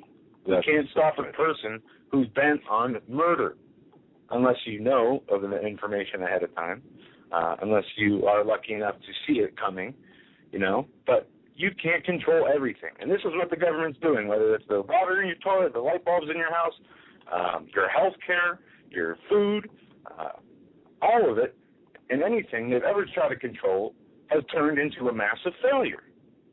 Why do people think this is going to be any different? Especially when this is the same government that shipped thousands of the same weapons to drug cartels to have so people could be mass murdered down there. It's very aggravating. Well, let me take a different approach to this. And folks who are listening to this, you're probably so tired of mentally exhausted. Maybe you are about hearing about gun bans and about how they're going to do this and then what have you. I came across an article that it's called Why Civilian Disarmament in the U.S. is Just a Statist Fantasy. And it's on the Survival blog, and I'm not going to read it. I'm just going to skim it here for you. The writer of this saying, sure, there might be schemes and plans to disarm Americans, but these threats are not credible. And he goes to say, he said, let me explain why. And, of course, we hear this all the time. The estimate there about 316 million guns in private hands in the U.S. And that's a lot of weapons. Less than 10% are logged in any formal registry. Maybe another 30% are listed on the full 4473s file with the federal firearms dealers where they were first purchased. But that's kind of a mismatch of records with a limited lifespan, if you will. We live in a mobile society where most families move every 3 or 4 years, and in most states there are no record-keeping requirements for secondary sales of firearms. So in total, the accumulation of the forms and this de facto regulation we have is laughable, according to this author. Now think about that, okay? Because there are some good points there. And then this author cites a Congressional Research Service report about additional details. According to a survey back in 1994, 44 million people, about 35% of all households owned about 192 million firearms, and of that number, 65 million were handguns. And it goes on and on and on and on with numbers, and the sheer number of guns would make it virtually impossible for any Papa, in his words now, or her words, Papa Fidel or Chairman Mao wannabes to implement a national registration scheme. So this person is saying, this is just crazy talk. And Americans are, inside our DNA, and Rick Wiles talked about this, and I agree with him. We as Americans are independent by nature, and we're unlikely to comply with any universal registration edict. I agree with that. I certainly do agree with that. However, and this is a big however,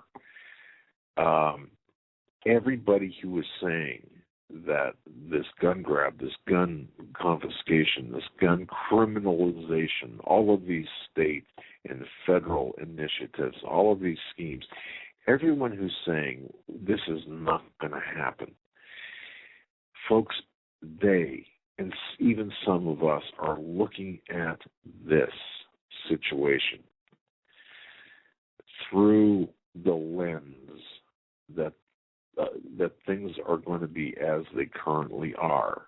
In other words, that we're not going to have any monetary crisis, and certainly we're not going to have any national disaster, or there won't be any additional tyrannies thrust upon us.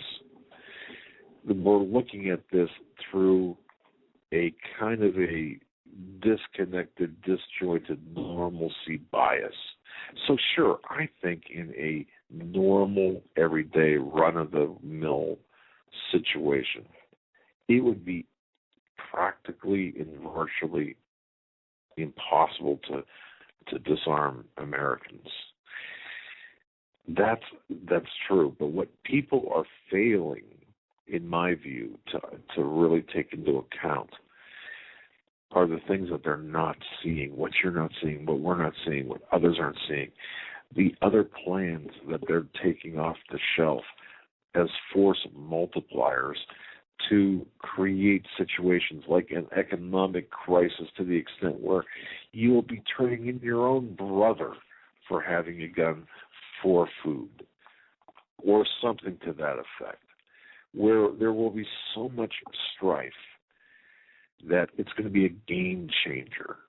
And yes, you're going to be forced or even willing to turn in firearms. And what if they do in a situation like that? Say, well, we know according to this 4473 or according to the latest records we've got, we do have you owning a firearm, Mr. Smith. Mr. Smith, you want to be a delivery person for the newspaper here. In other words, you want to be a paper boy. But you know what? Until we have verification that you turn in your firearm, you're not going to be able to do that. Can they do that? Of course they can. Stop looking. My message to the people who are adhering to the fact that they cannot do this, it would be physically impossible. There's not enough manpower to confiscate guns. Yeah, perhaps that is true. But stop looking at this situation through that normalcy, that lens of normalcy. Think about the other possibilities when the economy collapses, when you're hungry, when you're not prepared. Even if you are prepared, you run out of food, or you can't get a job, or you can't pay. You can't live in an apartment or in a location without being completely disarmed, or whatever. Insert your situation there. We're not taking into account the real evil nature of what these people have planned for us. And I think by doing so, I think we're doing the public a disservice by saying, no, it's impossible. It's wishful thinking in my view, even though I'm sure by today's standards, if every police department in every city said, okay, you're going to have to go out and collect the guns, I'm sure it would be a mess and virtually, practically, realistically impossible to do so. But when you start throwing other conditions in there, you know what I mean. I think it's going to result in something totally different. We're going to be blindsided unless we pay attention. We're going to be totally blindsided. That's what I'm thinking. Joe, does that make sense to you, or do you see what I mean? I mean, yeah.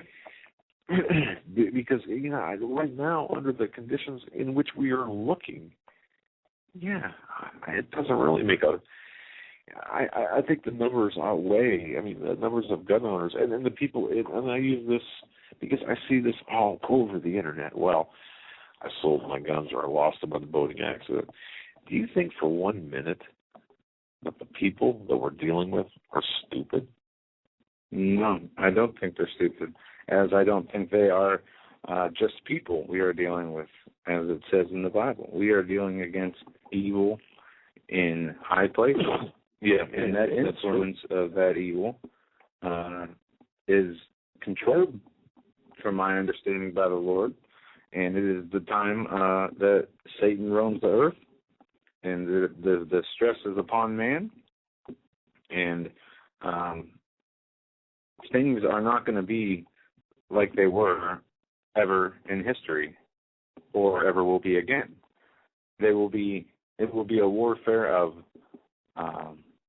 proportions that we couldn't even understand.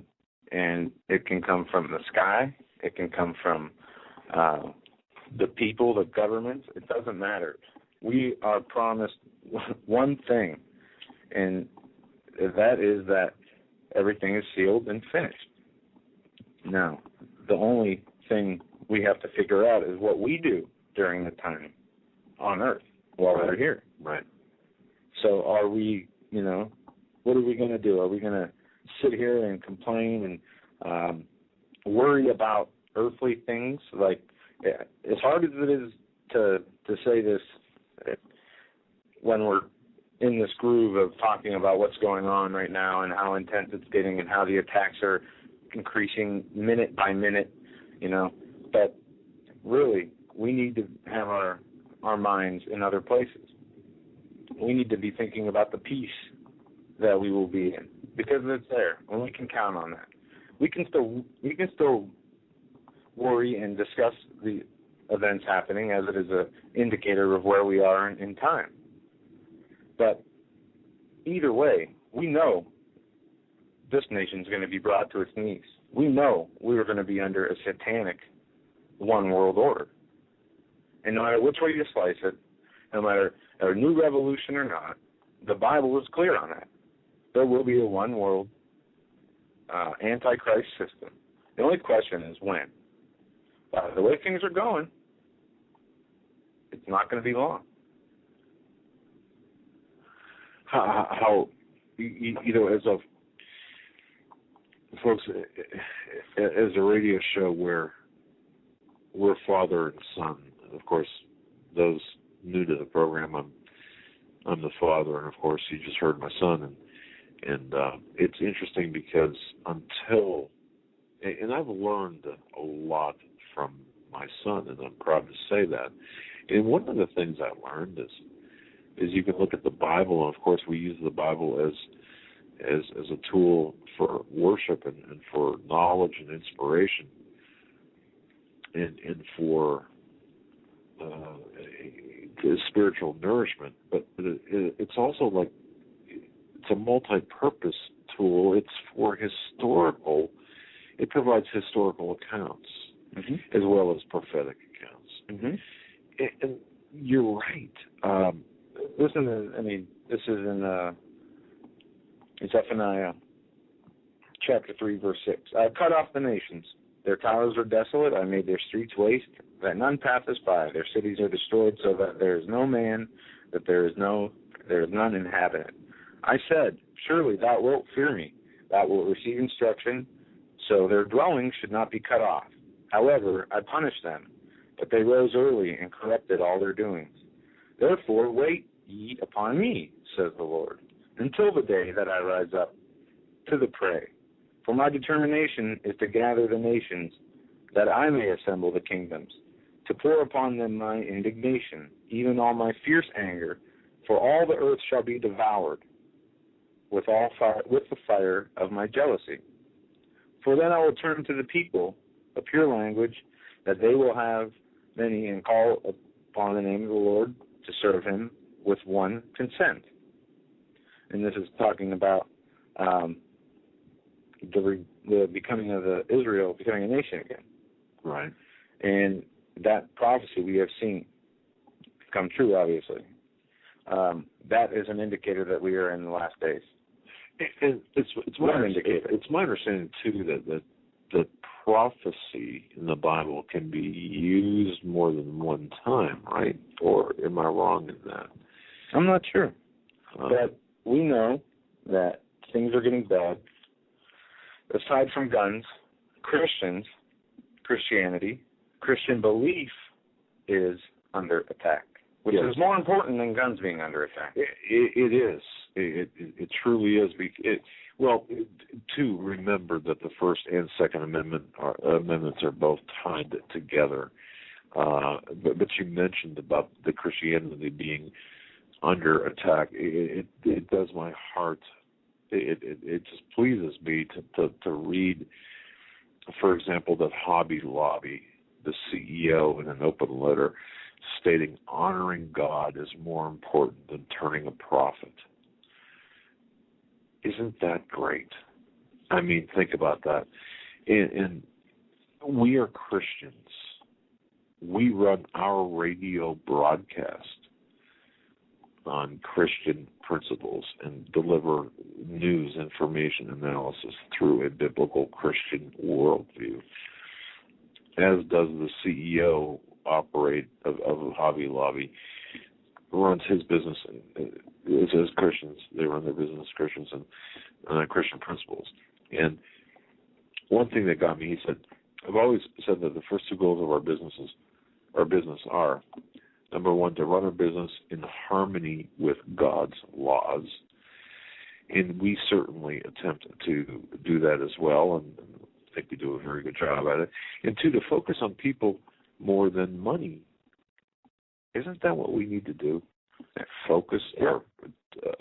Absolutely. So even if you're in a business or have a business, as long as you put the people first. The money, and I was talking to my wife about this earlier. Oh, that sounds so weird. Only my son. Whatever you need, the only money you need is the money you need to put a roof over your head and food on your table, and to take care of your basic needs. Everything else is extra, and it can be given away. And once you learn to depart with that and people don't understand in America that most of the world doesn't even have the money to put food on their table. We are a spoiled nation. We are a rotten nation, an evil, self-consuming, self-loathing nation. Well, this is what we've become. Right, as a whole, if you look at us as a collectively, yes. People don't want to depart with their money to help a homeless person. No. People don't want to depart with their money to help anybody. Until you can let that go and care more about the person than you do the money, you're in trouble. And that's plain and simple. You can take it or leave it, you know? Right. And what we need to do is to help people that they can't hold on to both money and to God, because they're obviously not serving the one if they're serving the other. Well, let me just add this with respect to the Hobby Lobby, because I think it segues perfectly. The CEO stated that the mandate for free birth control, which is already cheap and readily available for anyone who wants it, and has federal subsidies for medical or Medicaid recipients already in place through Title X. Well, this is just a Trojan horse in an attack on religious liberty, and even more for freedom of choice. If businesses want to offer free birth control, which will get funded by premium hikes, they can already do so. So no one's stopping them. And that's the same for schools and hospitals and private citizens who want to donate money to family planning clinics. And yesterday, Joe, you pointed out where Planned Parenthood, what the record number of abortions with taxpayer-funded money. And I still have that article. I did not get rid of it because I knew I would want to look at it again. I posted it on Facebook. I'll grab it from the other computer. But yeah, Obama and Kathleen Sebelius. Sebelius. I always really screw that name up, but they want to strip the choice from Americans and force everyone to subsidize the procreative choices of everyone else. And even those tens of millions who belong or who adhere to strong religious beliefs have heretofore never had to be part of public policy. That's the invasion of privacy. And we as Christians are being attacked, and people speaking to you as a Christian, only as a Christian, we must resist and we must put up a fight against the attacks against Christians and against Jews, because this is this not the battle that we are, the ultimate battle in which the Bible says that we will be engaged, in which we will be engaged? I believe it is. What these elected officials, and I don't care what party they are, it doesn't matter to me, because this has been a long time in coming, and this is across the aisle, and they're prostitutes for their positions. Whether they're Republicans or Democrats, they sell out. It's just a matter of their price. They sell out so they can, not to offend the people who want this birth control. And people like Rush Limbaugh and Sean Hannity and others, they point this out, but really they don't go far enough to stick up for the rights of the Christians, of the God-fearing, God-loving, and people who want to enjoy eternity in heaven. It's a political theater to them, when to us it is war reality. This is reality of war. It's nothing less than that. And we just need to understand how serious this is to me. Mm-hmm. And please, you know what, folks, if there's nothing else,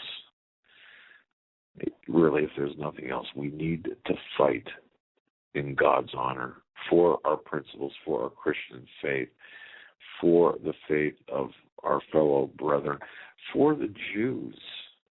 And this also extends into the foreign policy with our treatment of Israel. And regardless, and the people who say, well, Zionists, controlled media, Zionists controlled this and that, and the Jewish and the Palestinians, and this is a huge part of this global initiative.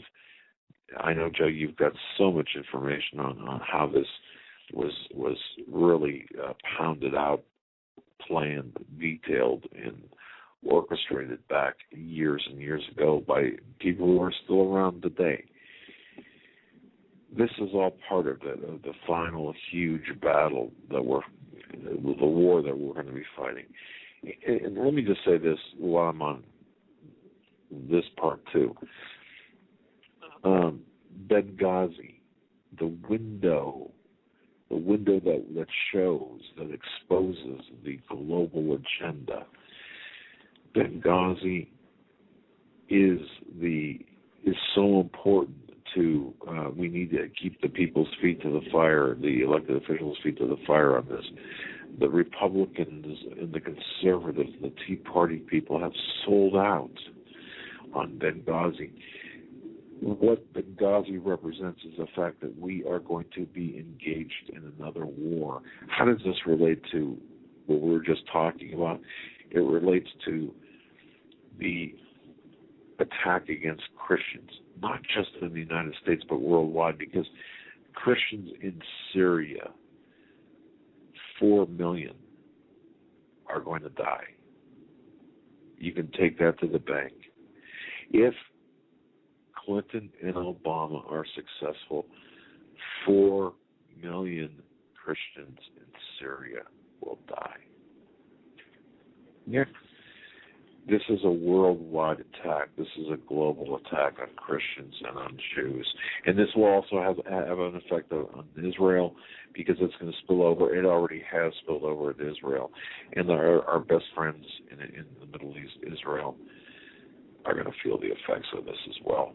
And anyone whose God is the God of Abraham, Isaac, and Jacob are targets. And you know what? The DHS, as we told you yesterday, have targeted those of us who believe in that, in the one true God, as terrorists. And that's how it is. And it's going to be even worse when it goes global. That's how the apostasy is turning up all over the world. Yes. People are hating God. Yes. They're giving in to Satan and wickedness through greed and lust and temptation, not having self-control, not having the knowledge, the ability to understand what is more important. Watching your TV and stuffing your face, or helping other people, spending your time, volunteering or talking to people. Simple things. It doesn't take. Let's do the simple thing. And that's what I stated yesterday. We need to give up something we do. I mean, we all have habits, right? Some of us have bad habits. Some of us are working to get rid of the bad habits. Some of us have gotten rid of the bad habits. Yes. But there's always room for improvement. And anybody who knows will tell you that. Nobody's perfect. But you can strive for perfection, and that will never end. And as the church has been infiltrated by evil influences, as we see across the United States, you have masses or church services in any denomination where it is an hour and a half service, and all of but 10 minutes is on a sermon. Most of it's singing, music, shaking hands, whatever. But now's not the time for that. We need to be disciplined. We should today, in this day and age, seeing everything that has happened in such a fast time, the technology expansion, the expansion of the push for the global governance, the mandatory vaccinations, possibly the mark of the beast, the indoctrination of the churches, people should, even the congregation should have stepped up and changed things to the point where you go to church and you hear nothing but the sermon that it needs to be spoken that can save people. Instead, you hear love music. And yes, worshiping through music, I don't mind that. if, that's how it makes you feel better. But when the 50% of the time spent in church is doing that, are you really doing are you serving the purpose you're supposed to be doing at church? Are you really in the body of Christ? Would Jesus rather have 50 people sitting or singing for an hour, or 50 people learning about the real ways that things work, the real ways he wants you to live? And that's what's lacking, is the leadership in the church. Right. And it is because it has been infiltrated by the satanic element. How true is that? People go to church to find women. People go to church for all the wrong reasons. I never did that, but but I know what you're saying. It's just for all the wrong reasons, and that covers it. Right, and then it paints obligation. Right, and it puts the normalcy bias around these churches that, well, this is how you should do things. That when you see a real person on fire for God, they're extreme. Oh yeah. Oh, thank you for saying that. They're extreme. But you don't watch TV? What's wrong with you? You don't like football? No, there's more important things. Well, there's time for everything. Well, no, there's not. No. Time is getting short, and time is going to be over. And when you have to answer to God, and he says, what did you do with your time? And you said, well, I watched football a lot. You're not going to like the answer you get back, I imagine. And that's why I so appreciate the people who actually spend the time to invest their time, your time. You're listening to this program. Don't think for 1 minute, folks, that we don't appreciate your investment of time into this program, and we realize the responsibility to us that represents. I want to thank Rebecca for sending this email. Rebecca, thank you so much. She writes, "Hi, Doug and Joe. I recently discovered this website of Pastor David Langford and his revelations of the Sandy Hook tragedy. Go to the podcast archive and see the voiceofevangelism.com. Now, folks, we've interviewed Pastor Langford. His website is the voiceofevangelism.com. And she points us to Superstorm Sandy and the massacre at Sandy Hook, which was apparently, from the looks of it here, I haven't checked it out, but it was recorded on Monday, or this edition was Monday, December 17th, 2012.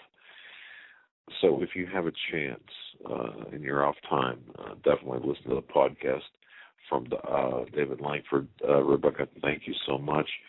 Also, December 31st, 2012 is a very good program as well. She states, there's so much wrong with the evidence, more than you can imagine, she writes. And I had spoken to Pastor Langford the other day off air. We had talked for quite some time. He was very troubled by what he saw and what he knows, because this guy, Pastor Langford, had responded to many, many, many, many incidents, including mass casualty events. And he said, look, there's just something not right with this. So, Rebecca, thank you so much for listening, and thank you certainly for that, folks, at the voiceofevangelism.com. And there's information about that. And also an email from, you know what, I'm not even sure how to pronounce your name, and if I mispronounce it, I apologize. Betty or Biet. And I'm sorry about the pronunciation. She writes, Seattle now has a gun buyback program. The comments are interesting. And I wonder just how many guns will be turned in. There is a Seattle gun buyback program. It's KOMO, KOMO news.com. That's KOMO news.com. That's a local station up there. Read the comments on that, and I want to thank you so much for that email. Joe, I felt it interesting that, and one thing you know what, I'm not going to get into this because this involves what we were talking about before the show about Steve's Q alert, or not Q alert, but the dreams and visions. Well, I won't get into that email here. I've just got just a whole bunch of of emails from listeners, and I want to thank. Yeah, we were supposed to read all the. We still have all our Christmas cards, and there's some awesome stuff. We didn't get a chance to read that. We had guests when we came back and then we had the break, and we'll read those. Yes, we'll get to those. Yes, and we just want to thank everyone for the outpouring of support, and a couple of emails. The least I can do is acknowledge the listeners right now. I want to say hello to Karen in Rome. I want to say hello to Kay in Anchorage, Alaska. I want to say hello to Paul in, I believe this is Indianapolis, listening on an AM station that's streaming our program, and also Glenn. I'm trying to read what that says here. Glenn writes, love your show. Also want to let you know that I agree with you on Sandy Hook. Please don't let this die. Also, please don't stop investigating Benghazi. And that's Glenn from New Hampshire. So we got the country and even some international parts covered. And we're also right now I want to say hello to Tamar in Jerusalem. So that said, we're up against the break. Guys, give us a call, 661-244-9839. We're going to take a very short break, come back, hit one or two news headlines, and take your calls. And so get in on in while you can. We only have a few on hold. 661-244-9839 is the number. We want to hear from you on whatever it is you'd like to talk to us about on this Tuesday, January 8th, 2013. I almost said 2012. We'll be right back after these short messages. Stay with us.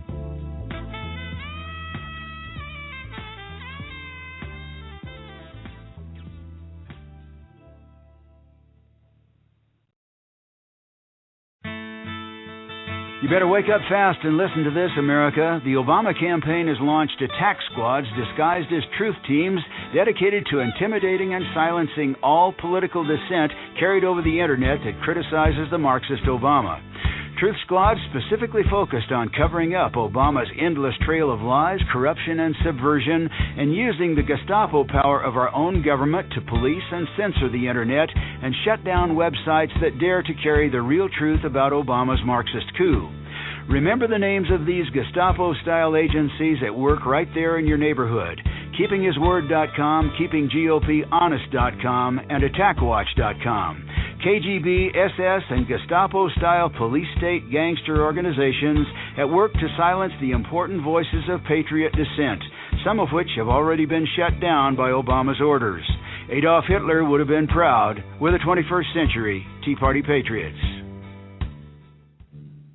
Hi folks, Doug Hagmann here. You might know me as the co-host from the Hagmann and Hagmann Report, or as a frequent guest on Coast to Coast AM with George Norrie. If you're like me, you're tired and confused over today's headlines. You just don't know where to turn for accurate, concise information about really what's going on, what's truly going on in today's society. If you don't know where to turn for accurate, well-researched, and properly vetted news, I've got a suggestion.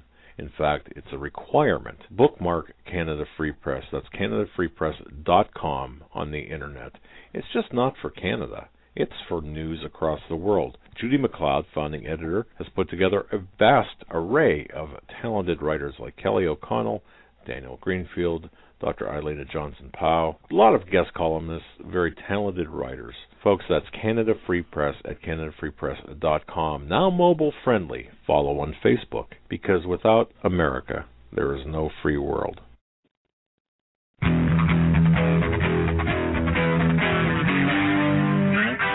Hagmann. One guy that doesn't need a bullhorn to get your attention. You want answers! I want the truth! You can't handle the truth!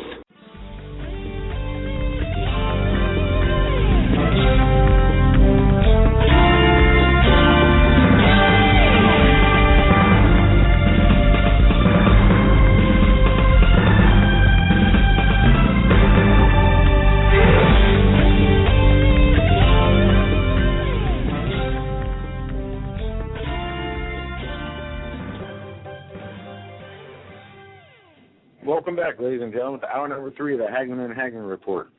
We are going to go right to your calls at 661-244-9839 after one quick headline. Illinois House approves licenses for undocumented immigrants. The Illinois House on Tuesday approved legislation allowing undocumented immigrants to obtain temporary driver's license. The bill was okayed by a vote of 65 to 46 and now heads up to Governor Pat Quinn's desk for approval. Under the plan, drivers would get 3-year licenses called temporary visitor licenses and will be required to take driver's education classes and carry car insurance. So, wait, where was this again? In Illinois. They voted to approve undocumented immigrants to obtain driver's license. So illegal aliens or illegal right. people in this country illegally, they're granting them. But I thought you had to have identification for driver's license. I don't have a problem with helping people in need. I have a problem with neglecting your own people and helping people who may or may not be in need or may not want to do things to help themselves, and putting those people in favor of the people who are in need. Well, and this is I picked this article on purpose because it goes to the pattern of what we've been seeing. This pattern of waste, this mentality where people who aren't citizens of this nation have more rights and freedoms than the people who are citizens of this nation. Well, but I don't even want to be a part of this nation. So really, I don't care. If they want driver's license, let them have them. Our country's done anyway. Give them all licenses. Seriously. Well, who cares? Yeah, I'm not there. Look, I believe in this. I believe that we can not take our country back, but I believe that we can right some wrongs and reinforce some positives here. Hey, maybe we need to do that. Get enough immigrants in here, it'll move some of these, robotic, idiotic Americans out of their stupor and wake up and realize what's happening in this world, and realize that their nation's gone. I know. Since you mentioned Illinois, I just want to sneak in this one thing here. I don't know whether folks you heard about this in Chicago. The Chicago Teachers Union. Did you hear about this? The union wants to fundamentally change America too. This is the Chicago. Very good. Well, now hold on. Wait until you hear this. 2 years ago, a woman by the name of Karen Lewis was elected as the union president. Now, she's best known for mocking U.S. Senator of Education Ann Duncan's lisp. That's just cruel, by the way. And for taking on and defeating Chicago Mayor Rahm Emanuel in the district's first teacher strike in a generation. Anyway, here's what happened. Here's CTU, the Chicago Teachers Union, have been on a victory lap of sorts since the September strikes, with union activists seeing themselves as protectors of union power during a time of membership decline and education reform. Anyway, the heart of this story is this. When Karen Lewis, the woman, the president of the Teachers Union, mocking the education secretary's list. Anyway, when she appeared at the Illinois Labor History Society's Salute to Labor Historic Heroes from the History Makers of Today, she didn't disappoint the crowd. She threw gasoline onto the fire of class warfare and even mentioned mob killings of wealthy Americans. And here's her quote. Do not think for a minute that the wealthy are ever going to allow you to legislate their riches away from them. Okay, I agree. We've got fascism here. Anyway, please understand that. However, we are in a moment where the wealthy, or where the wealth disparity in this country is very reminiscent of the robber baron ages. The labor unions of that time, though, were ready to kill. They were just off with their heads. They were seriously talking about that. Now, some in her audience laughed and even clapped at that remark. imagine that. Just imagine that. There's a video floating around on YouTube of that, but can you imagine? This is who we're leaving our children to. That mentality.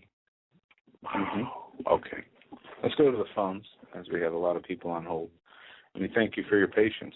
We're going to go to area code 512 first. He's been on hold the longest. Thanks for calling. You're live on the Hagmann and Hagmann Report. Doug and Joe, good afternoon or good evening. Doug, I heard you on Rick Wiles, and it was very, very good. Oh, thank you so much. Yeah, Rick's a great guy, and had a good time doing the interview. I've enjoyed listening to him.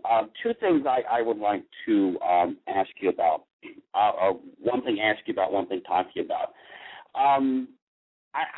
I've talked to my wife off and on about what I think's happening. It's just kind of been off conversations here and there.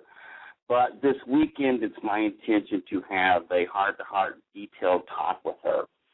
And I was just curious if you had an outline as to how to approach this. But I don't want to get into Illuminati, all this other stuff. Just a 30-minute discussion, 45-minute discussion about what I think is going to happen. And I was just curious if you had an outline of how to structure the phone, how to structure the call or the talk with her. What a great question. Now, is your wife aware of? I mean, is she aware of things aren't quite right, or what's her status?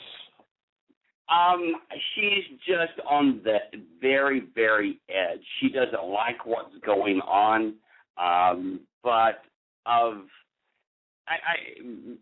would say no. I mean no. She okay. Doesn't like what's going on. And okay, well, many people are in the same position. I would just say this, and I don't think you're going to accomplish, what you want to accomplish in a 30-minute discussion, but I think it's a good start. It's a way to lay the groundwork, plant the seeds. Personally, and I can tell you from experience, okay, just sit down over a cup of coffee and say, have you noticed that things are just kind of out of whack, and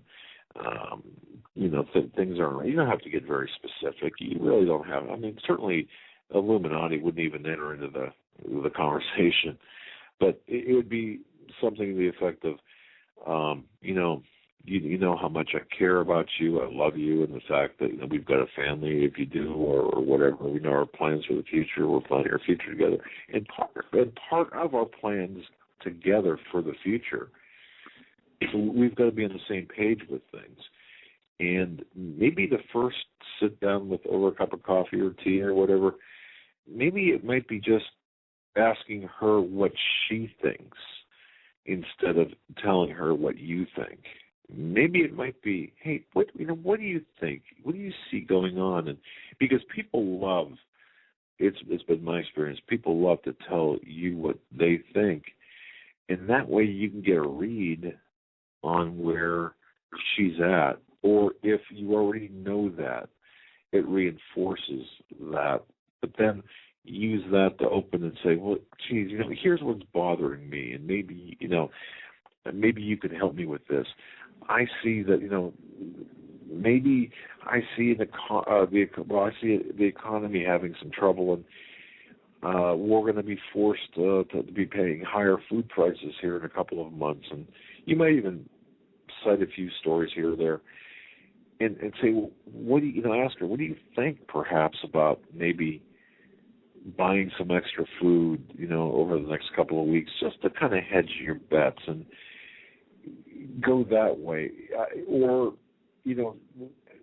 stay away from the hyperbole and the stuff that's really drastic. Does that make sense to you in a way?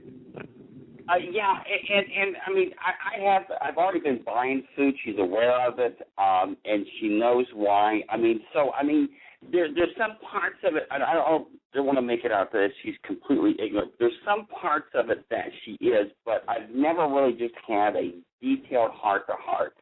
And I appreciate what you said, because that my concern is hitting him with too much. So I think maybe this weekend, it's kind of what do you think? Here's what concerns me, and then maybe next week or a couple of weeks later, after it kind of sinks in, then we just take it a little bit further than that. So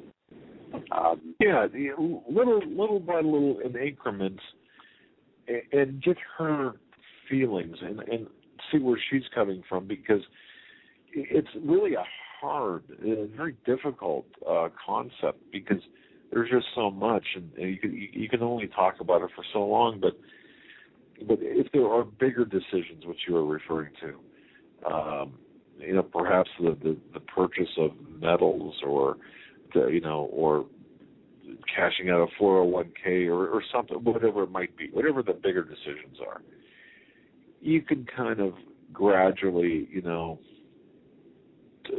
work your way up to that.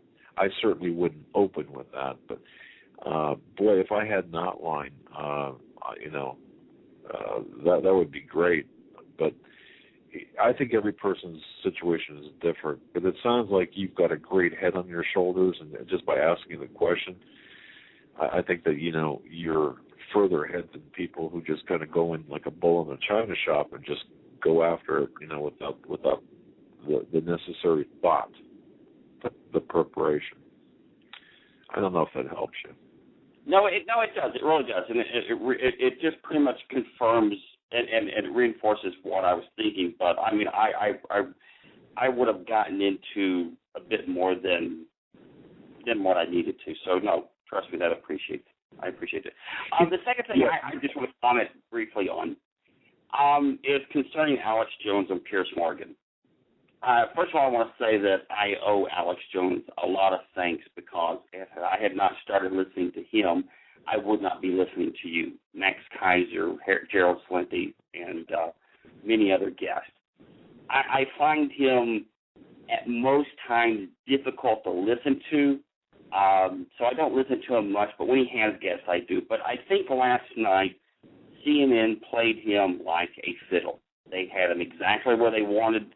They got exactly what they wanted out of him, and that is to come across as a stark raving lunatic. And he played right into their hands, and I think he did more to help them and hurt the cause than he did to help the cause, because they played him like a fiddle, and he acted exactly like they wanted him to act.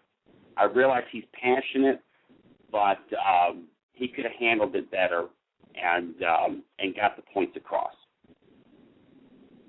I agree that he could have handled it better, but, I've watched his show many times, and he acts like that by himself on his own show. He wasn't pretending to be something he wasn't, and I think it shocked a lot of the zombies that watch CNN to see a real person with real feelings and emotion. I do believe that he could have done a better job, stayed a little bit more composed.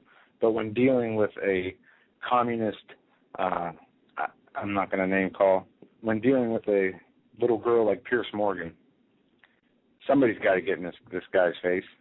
There are better ways to do it, I agree, but the message had to get across. Well, caller, let me just add one thing, because I've been on the, I remember one particular interview that I did.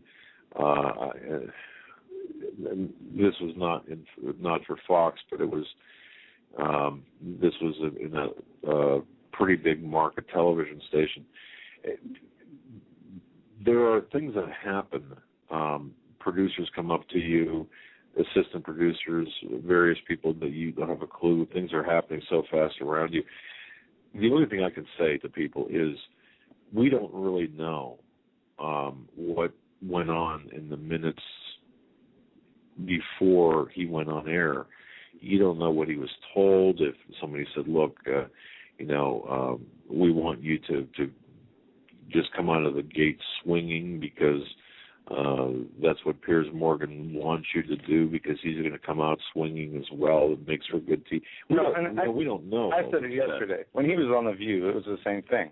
They know what they're doing. They know what they're getting into when they bring him on. And I believe the caller is right that they set him up, because they had people lined up against guns before him, and they had people lined up after him that were shooting him down. and it was going to happen that way regardless of how he acted or what he said. But regardless, he got his message across, and I think Piers Morgan, I think less of Piers Morgan, than Alex Jones, obviously. The guy is a lunatic, and Alex got some good points in there about the scandals he's facing and back in his own country. And why not go back to your own country? If you don't like guns, they don't have guns there. Get out of here. Yeah, but the caller, I think you made a good point, because I've heard this multiple times today where but it makes us look crazy. Well, that's what people say. Yeah, well, there's probably about a year's worth of sound bites that can be taken from what happened last night to be used against the cause. And I think, caller, I think you're very observant and astute to say that, or to point that out. I don't know. It's crazy. Everything's upside down and backwards. I don't know. Yeah. But no. Thank you very much. Anytime. God bless you, my friend. Good luck, by the way. Take care. Thanks a lot. Thanks for the call. Yeah, God bless anyone who is doing their best and trying to, even with passion, even with unbridled and passion, to change things. Far be it from me at this point to say anything. Having been a guest on the show, I know he's the person standing up for the constitutional right to protect yourself, while you have the rest of the network and the people brought on trying to take those rights away. But can you see the irony, though? And folks, I just want to point the irony out. I don't care, regardless of what was said, how it was said, regardless of who was there. You've got a British national. We fought a war of independence. A weaselly British national who is there. It doesn't matter. But no, it does matter, because he's not just some upstanding British citizen who came over here to be a news anchor. He got kicked out of his own country pretty much because he's a fraud. All right. Well, even so, you've got. He goes on the Communist News Network. You've got. Well, man, you've got a British national that is over here lecturing us. I mean, look at Ed Schultz. And his psycho crap he goes on, his rages on his TV shows and radio shows, talking about lining Republicans up and shooting them in a ditch. Who talks about that? Where's the outrage there? But a man speaks from his heart on the, in truth on defending the Constitution. I mean, it's just I do see both sides of it, and three sides of it really. But I agree, and. If we talked about if we were going to talk about this today, because we don't want it to dominate the show. No, but we should get into it. And I'm sure we'll talk about it a little bit tomorrow once we get more reaction. But it's. Let me just. The only thing I can say is this: it's almost like being involved in a mass shooting event or an active shooting event. It's easy to sit here, without the cameras rolling, without the lights and the however many people watch and all this stuff. To Monday morning quarterback. Believe me, it's different in real life. It's different behind or in front of the cameras. Speaking from my limited experience, there's just a lot of difference there. Things happen that it's almost like somebody sits you in a chair and spins you before the interview. Your head spins. Now, having said that. Well, that's all I'm going to say, but it's just different. We're going to go to area code 505. Thanks for holding. You're live on the Hagmann and Hagmann Report. Hello, is that me? That's you. Awesome. So nice to be on with you guys. I had a couple of things that I wanted to cover, so I'll just run through those real quick and then get off the air and make room for other people. I have a 3-year-old son, and as soon as I got pregnant, I just knew. But I went down to Planned Parenthood to go and get a urine analysis just to, have the scientific proof and whatnot. So I go down there, and they have you fill out a little page, with your personal information and have you check a couple of boxes. One of the questions was whether or not you were going to keep the child. So I checked yes. And when I got called to the back room, the lady, not only did she seem super excited, but she was, shocked that I wanted to keep the baby. This is the only experience I had ever had at Planned Parenthood, so it was kind of shocking for me, too. I was like, oh, well, that's weird. So I sit down with her, and, I was there for resources, really, and to get the urine test. And so I started asking her about midwives. And she got real, real quiet, and she started whispering to me and told me that she was not legally allowed to tell me about homeopathy or midwife facilities, but that she knew a couple of ladies and a couple of places I could go, and real quietly she gave me some referrals to midwives. So I thought that was really strange. On to the second thing. My son's father and I did end up breaking up, and we went and got a child support case started. He had made 5 payments. They were all on time, and they were all paid in full, but we were only getting partial payments. So I go down there, and I'm like, what's going on? They tried to blame it on him. Oh, he didn't pay on time, this and that. Well, him and I get along. He gave me his financial statements. I went down there. I ended up going back and forth to that office 8,000 times, getting stonewalled, talking to supervisors. They lied to me on several occasions. I mean, it was crazy. I'm in their office. They're trying to tell me that 2 and 2 doesn't equal 4. And I'm like, how can this be happening? So I go up the whole corporate ladder to all their supervisors. I'm getting stonewalled there, too. The media won't touch it. I ended up calling the governor's office, sent them all the financial paperwork, and every stitches, I kept getting different statements from the office that didn't match each other either. Hold on, love. And so, their statements weren't matching each other, so obviously their books were all weird. And so finally, I'm sorry, my son is sick. So finally, I get a court case because I'm not getting anywhere with these people. So I get in there, and the judge tells me that she wants to reschedule the court case and tells me that I need to send the child support office and her a list of the laws that I was going to cite in my court case when we get it rescheduled so that she could brush up on the laws. This is a judge, mind you. And that all the 8,000 times I've already proven my case to the child support division that I need to now make them aware, like pretty much lay out all my cards for my case and explain the law to these people who are supposed to know it, which is weird. So that court case is still pending. What I've discovered is that in trying to get all of these things addressed, people are scared to death to stand up against the state. So I'm like trying to fight this by myself. Well, in my research, I discovered that every dollar that is collected by the Child Support Division is then matched in state funding by the feds, by the federal government. So there's your incentive for corruption there.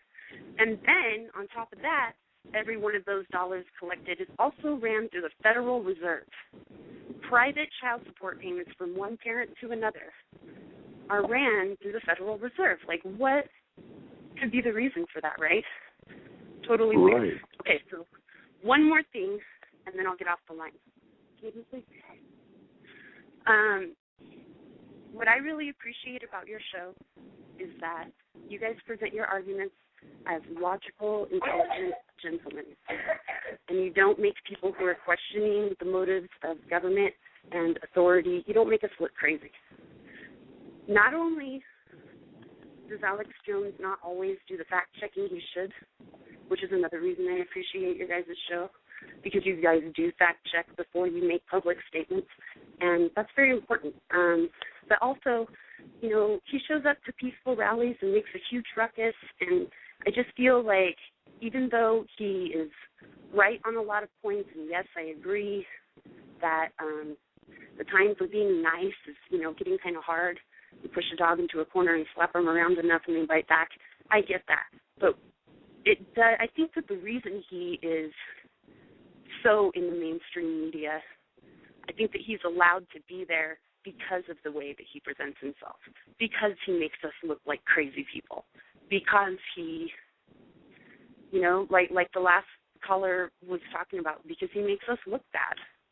And, you know, I really don't appreciate it, and I'm not trying to slander anybody or be disrespectful. I'm just saying that I think that all of us would do better to conduct ourselves in a more logical and reasonable manner when we're presenting these arguments. You know, and like I said, I really appreciate that about your guys' show. Anyway, I'll get off the air so that other people can have a chance to talk. Okay. You know, I really appreciate your guys' show and you know, the fact that you guys stick to your beliefs. And it's kind of nice to have some long-distance fellowship with other Christians as well. So thanks again. Well, thank you, and we appreciate your listenership and our best to your son. Hopefully he'll feel better. And, boy, I remember those days. Oh, yeah, 3-year-old mistake. It's not fun. No, not at all. But one question I do have with the child support, do you have an attorney, or are you doing this by yourself? I don't need an attorney. I have this case nailed down. I did speak to an attorney who informed me that and we did a bunch of case law studies. They have suffered little to no consequence for stealing from people. I mean, this is going on around the country, too, not just here in New Mexico. And they've actually, first of all, they have the power to seize people's bank accounts, put liens on their property, and they do it. And in a lot of these cases, there was a case, this other guy, he lives here in New Mexico, has a child here, and then he has a child in Arizona that he pays child support for. Well, he pays one payment that's automatically taken out of his paycheck to the New Mexico Child Support Board. They're supposed to take out X amount for the child here and then forward the rest to Arizona. They hadn't forwarded anything to Arizona for over a year. So Arizona issues a warrant for this man's arrest. And he can't do anything about it. There is no accountability whatsoever. These people, even whenever people win their court cases, they never get their money back. I mean, it's absolutely astounding. And like I said, I went up to all their supervisors. I've been stonewalled several times. The media won't touch it. The governor's office, obviously. I couldn't figure out why the governor's office wouldn't help me until I started doing research and found out that so much government funding comes from those collections, you know. And that's why they're, you know, keeping shady books and stuff, too, because the more they report, whether or not it's true that they collected that amount, if they report that they did, that's how much money they're going to get in government funding. So, and really, essentially, that comes down to the fact that they're stealing from little kids. And, you know, there's a lot of parents that aren't taking responsibility in paying their child support. My son's dad is. And for them to take advantage of him and me, and to be able to have the power to destroy a person's life, it's of the utmost importance to keep clean books. And theirs are a mess. You can't even read them. And they're out-and-out liars, and they've been busted in it before. I have tape-recorded conversations of them lying to me. I mean, it's just totally ridiculous. I couldn't figure out how they could possibly be getting away with it. And it's because there's so many other agencies making money off of it. Well, perhaps, you know, at some point, you know, and this is something to think about. You know, maybe you might be able to assist others in your position, and I know that there are many, many others based on your experiences. I would say that perhaps you could, you know, keep good documents as to what's going on, and then perhaps at some point in time, you know, you might be in a position to help others get through this minefield that you're experiencing. I, in doing all the research to fight my own case, I downloaded and printed out all of the laws pertaining federally and to our state of New Mexico in regards to child support cases. Mine was very straightforward, but there are other cases that are infinitely more complicated that I downloaded the entire law for every single case that could ever be applied.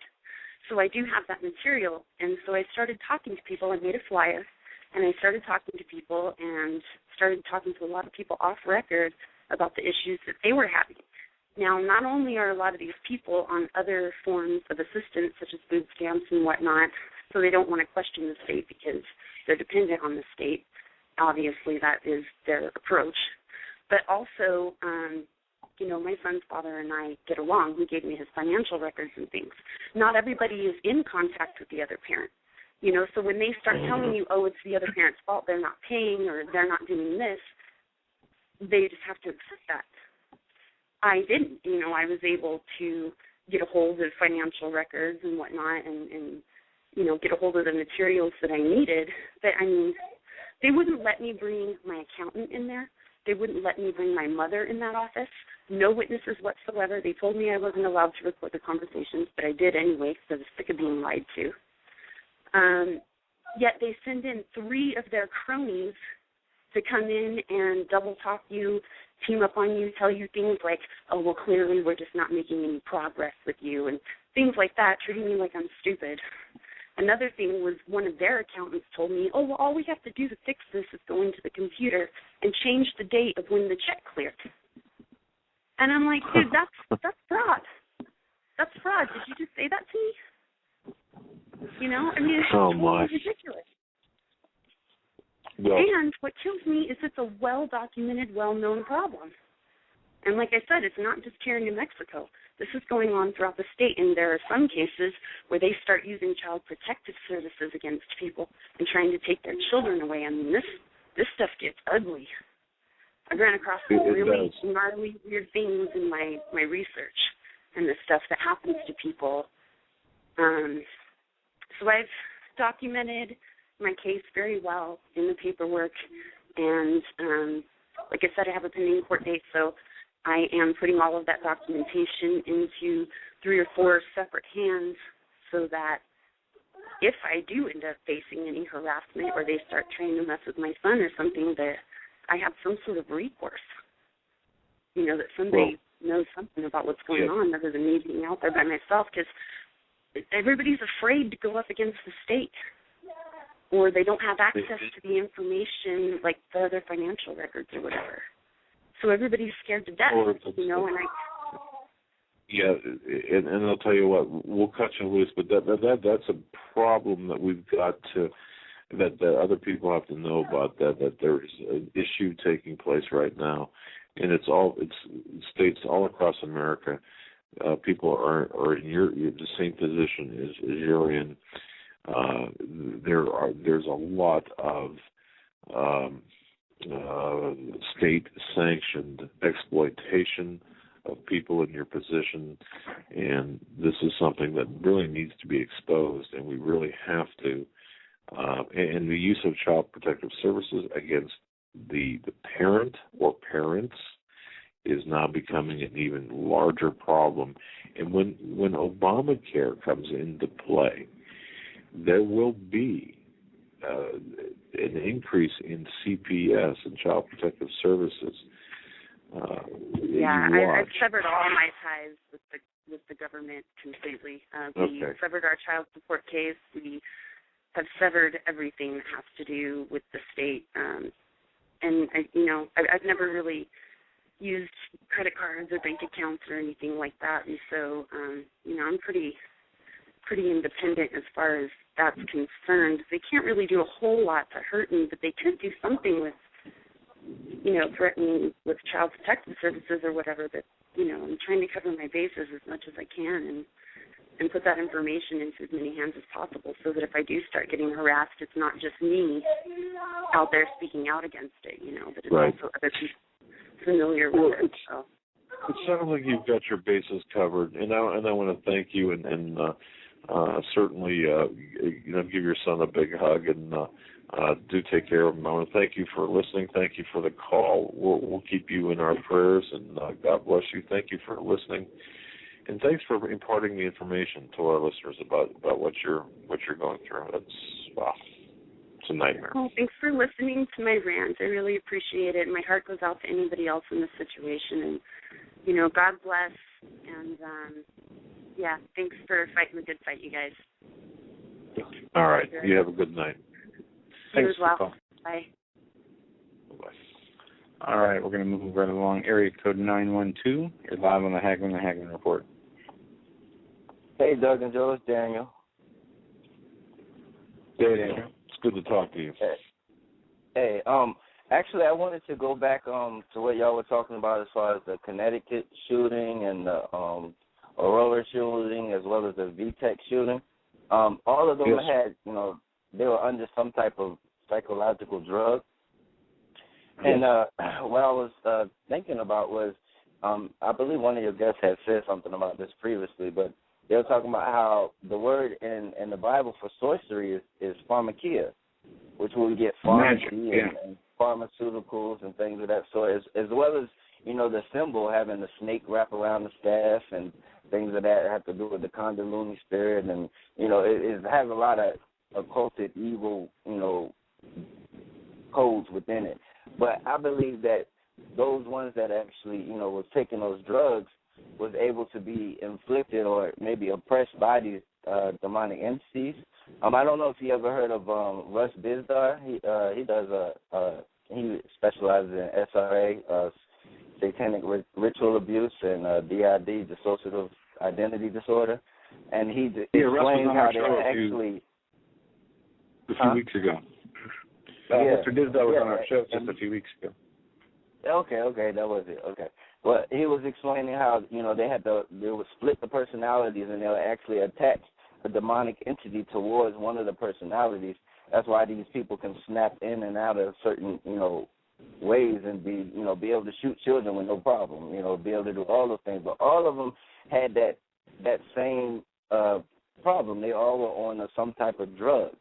Now, I believe, not just looking at it from a physical sense, but from a spiritual aspect, all of these things were demonic. They were evil. They were, death, killing, and all the other things. But I believe they were all, tied in together, especially like you were talking about the Aurora shooting and then the Batman movie. And then, they call that, some people call that front loading or lesser magic, where they'll show you what they're going to do in the movies and the TV shows and everything like that. I don't know if you ever heard of Lone Gunman that came on the TV in March of 2001, I believe. You ever heard of that? Absolutely. Yes, sir. Yeah, and how they were actually talking about running these planes into the towers, and then a couple of months later it ended up happening right after that. And then in the $20 bill, the twin towers blowing up in the $20 bill that was made way before the actual act happened. All these other things. And also, I wanted to say something. Doug, you had said something about prophecies where they use more than one time. I believe, my personal belief, I think they were. As far as like Nimrod was the ruler of the whole world. This was the New World Order. If you look at it, they had the same speech, they had the same currency, as well as the same religion. And they were all fighting to build this Tower of Babel, which in Hebrew, Babel means door of God, and they wanted to go to war with God. And so, how God says that there's nothing new under the sun, everything repeats itself. I believe those historical documents and things that have happened will happen again. So in a way, the prophecies are, like twofold. It can be used more than just one time because history repeats itself. Like the Hebrews when they were in Egypt with the Pharaoh, and then Moses told them to let his people go, and the Exodus and all that other stuff. That same phrase that was used when God was talking about how He saved the Hebrews from the Egyptians. He talks about how He gave them wings and flew and they had wings like an eagle and flew out away from the Pharaoh. Now we have in the Revelation, it talks about, once again, the church having these wings and then fleeing into the wilderness. Once again, we see the same dilemma or the same characteristics just in a different time. So it's like we can actually, look at the Bible and see what's going to happen because of what has already happened. And the New World Order and, all the different religions, once you go into theology, there is nothing, caller, there is nothing new under the sun, according to the Bible. There is nothing new under the sun. Yeah, and boy, you said a mouthful. You covered a lot of ground, my friend. You really did. No, man. I'll tell you what. It's all of this is important, and you mentioned one thing. If you notice the icon, the symbol, the medal for Obamacare, the I'm trying to recall now what they call that. You know, the snake around the stick for, what is that, for the medical profession? Yeah, it's for medicine. And the eagles, or the wings. If you look at the symbol for Obamacare, and you look at the Nazi, and I'm sorry to bring to make this connection or to bring this in, but there is some resemblance, some similarities between the two symbols, and it almost makes me believe that it's not accidental. You know, from the wingspan to the stars to the way the snake wraps around the staff, and it's just kind of creepy, if you will. But you know, yeah, and also if when he went to his Democrat convention back in 2008, when he said that he was going to run for president, the backdrop that he had was actually the throne of Zeus. So if we actually look at him using that backdrop as the throne of Zeus, which Zeus is, you know, not God, he's anti-God, which would make him Satan. You know, Zeus is the one that has the lightning in his hand, and, you know, Lucifer in Latin means light bearer. So right there we see Zeus holding light bearer, being that person, that deity, the all-knowing God or whatever, which is pretty much Satan. But you see him have the same exact backdrop, you know, right there in your face, you know, and he's on the throne of Zeus, saying that he's going to be the president and this, that, and the other. And there's so many different little backdrops where he makes himself seem he's so much more elevated than everyone else. And, you know, I get a lot of slack for this because my family, you know, they were like, oh, it's a black man and this, that, and the other. And I was in that whole era for a second. But then when you start looking at all the stuff he did, all the stuff he's doing, you know, the way that he carries himself, he's not for anybody, regardless black, yellow, green, or yellow. You know, it doesn't matter what it is. He's just a puppet. And, you know, you're starting to see his satanic ways through all the stuff that he does. You know, but I really just wanted to say those couple of things. But I appreciate y'all, and I hope you have a good night. Thank you so much, Daniel. Once again, I made some excellent points. What a great phone call. Yeah. Sorry it took me so long to get to you. Hopefully we can get you back coming on and have a discussion about this, because the inauguration had a weird thing when Obama came there, basically got carried into a room and had some people come in, closed doors, and came out, was as described as a different and new man. Yes. And Nathan Leal on Thursday, we're going to be talking about the upcoming inauguration and about the symbology. This caller, Daniel, mentioned about the symbology. There is so much symbology that if we pay attention, and I know people look at us and they say, some people, and they say, come on, you know, are you serious? You're just trying to make something out of nothing. When in fact, yeah, we're serious, because the symbology is part of this, the part of the bigger lie, and you know, it's the in-your-face subliminal. Yeah, exactly. Yeah. No, it's right on the money. We're going to move on here. Area code 250. We're coming to you next. You're live on the Hagmann and Hagmann Report. Hi, Doug and Joe. It's Jeff from British Columbia, Canada. How you doing? Good, sir. What's on your mind tonight? Where do you start? Where do you start? Yeah. Well, I mean, you know, you're an investigator, Doug and Joe, and I tend to think when you investigate, you sometimes find a lot of coincidences and put them together. It starts to lead you down a path. And when I look at these shootings, I keep seeing young adults, young males, young kids, you know, a trend going on here. You know, this whole gun rage, I mean, if people were going around, you know, shooting up politicians, shooting up everything else, you know, then we really have to look at things. But it's always kids, it's always young adults, people that live with their mom. You know, I really believe it is programming. It's they want to strike fear in the hearts of the women of the home. They've always used the women of the home to divide the family, and that's just another way to get the guns, is to fear the women. You know, what's more scary than your child taking a weapon, killing kids, and killing you? You know, women see this, and they're scared, and they want their guns to go out of their home. They don't know any better. They don't, you know, this is the trend they're playing. They always play these trends of fear, and that's all it is. And right now we need women to stand up and say, no, keep the guns. You know, stand up to it. Stand up any way you can. I mean, I live in a place that's heavily Illuminati controlled for a long time through Masonry and Catholic Church, and wow, it gets pretty rough, guys. The medical systems, the government, corporate control, the facts, you know, even in BC here, we can't sue when the government does something wrong. There's no accountability. In the end of the day, you know, it's tough for everybody. But this isn't going to go away. This just really isn't going to go away. No, it's really only going to get worse, and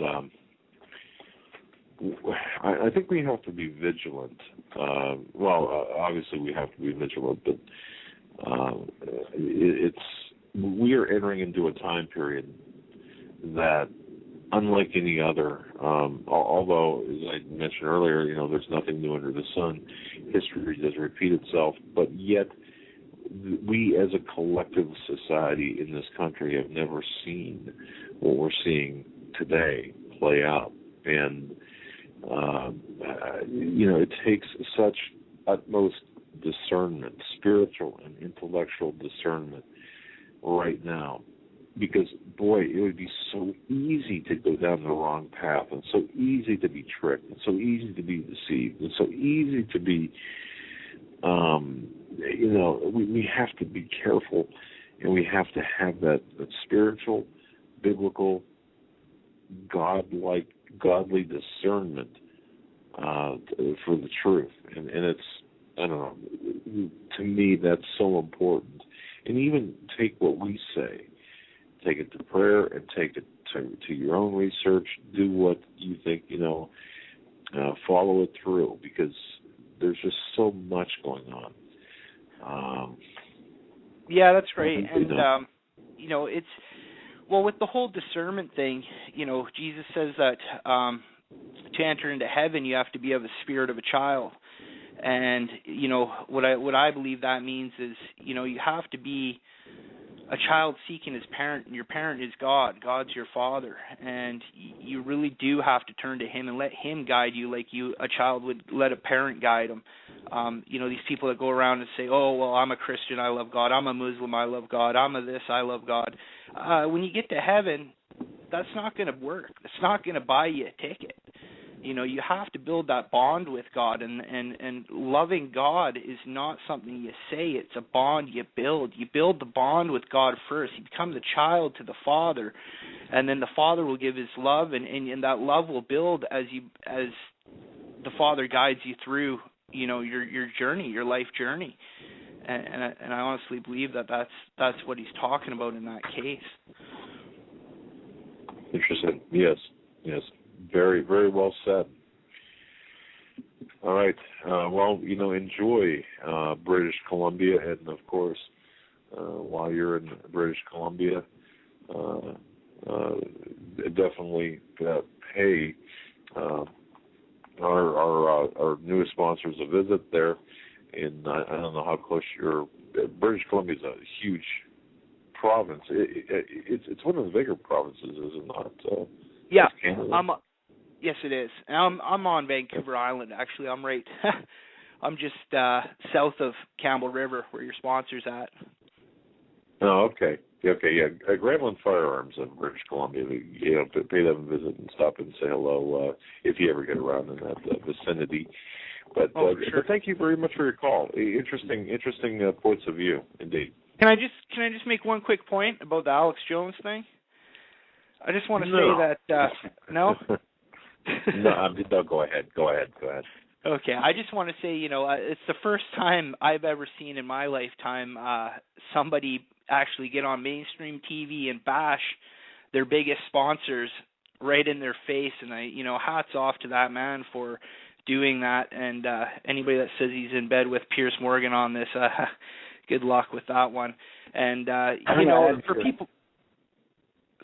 Sorry, I didn't mean to interrupt you. I just wanted to add to your comment. I saw more foreigners, people from the UK, from Australia, supporting what he was saying and saying how stupid the Americans are for calling them names and saying he's crazy. And actually, just to let you guys know, I received a tweet here from a friend, and this is from the real Alex Jones on Twitter. H.G. Basinger calls for Alex Jones' death on Piers Morgan, and Piers Morgan agrees. Wow. Yeah, see, so much for the protection of free speech. Good. Yeah. Oh, insane. And, people say that he's hurting the cause because he gets the way he does, but you got to realize this is a man that, he sees the end game in everything that he says. Every time he opens his mouth, he sees the end game, and he's been doing this for a long time, from what I understand. And you try getting up there in front of millions of people on a mainstream in the heart of the lion, and try to keep your calm when they try to tow you down a road of deception. It's not going to happen, people.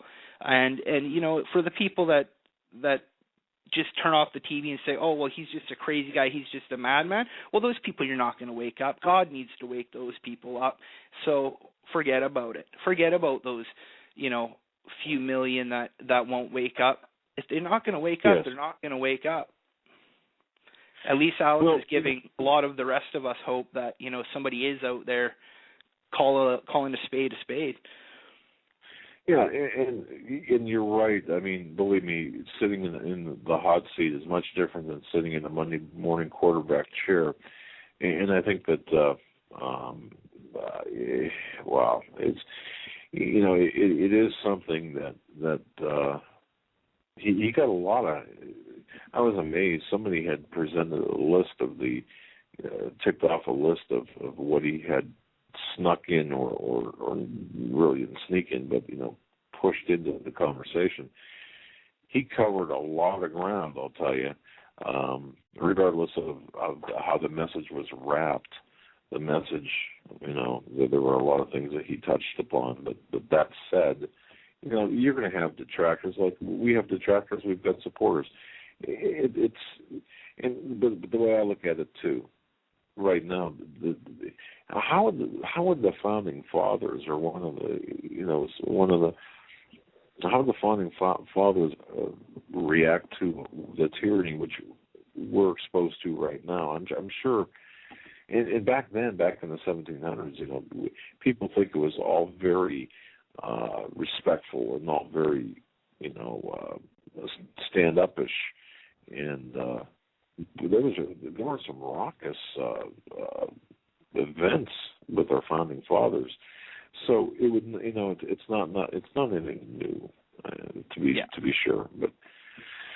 But good points, very good points, caller. Thanks for your call. We're going to move on as we toward the end of the show. Thank you. God bless you, man. God bless you.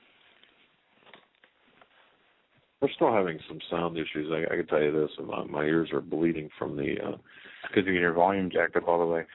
We got about 2 minutes left. Jason wants to sneak in a quick word. Jason, on hold for an hour. Real quick. You got about a minute. Yeah, you can close us out, buddy. Okay, God bless you guys. Thanks for taking my call. You hear me okay? Yep. Oh, sure. Okay, perfect. I just want to say this quick. In fact, we can hear your thoughts. Okay, gotcha, brother. I just want to... Your previous callers tonight that were talking about Alex and Piers were dead on. The way he presented himself, he made himself look schizophrenic. And this is very bad for us guys, because I got InfoWars stickers all over the back of my car. And now people are going to view our views as crazy because of the way he presented it. He woke me up. I love him with all my heart. But the way this was done was not good, guys. So I just want to – I love Alex. I'm going to continue supporting him. but I'm going to do it a little bit more cautiously now, because what happened last night, if you watch that program start to finish, it looks like a psyop to set up the Civil War, the way it was presented. So that's what I got to say tonight, guys, and God bless you. God bless your show. Wait, I love you guys. Jason, go ahead. My friend, you said it looked like a psyop to set up a Civil War. Couldn't it have been? Well, that's what Doug, I'm telling you right now, brother, I love Alex Jones with all my heart. If it wasn't for that man, I would have never woke up. I probably would have voted for Obama. So I love him. He woke me up, but what I'm saying, though, is is it possible that Alex Jones walked in there and was kind of blindsided, and they set that up, and the end result was, okay. That's what I pray the case is, Doug, and that Alex wasn't a psyop from the beginning himself, because a lot of people claim that, and I've defended him with all my heart, but it's just chilling to see that. If you rewatch that program, it really feels like a government psyop to set things up. So. Well, Jason, God bless you, my friend. We're up against the close of the show. I want to thank everyone for listening. Thank you very much for putting up with us for 3 hours. We hope that you got something from tonight's program. And we'll have more on Jones and what our breakdown is on that tomorrow. I do want to say some things on that we didn't get to today. But thank you, everybody, for joining us. Thanks for your calls. We love each and every one of you. We'll see you here tomorrow. And then we have guests for the rest of the week, including Sunday. Good night.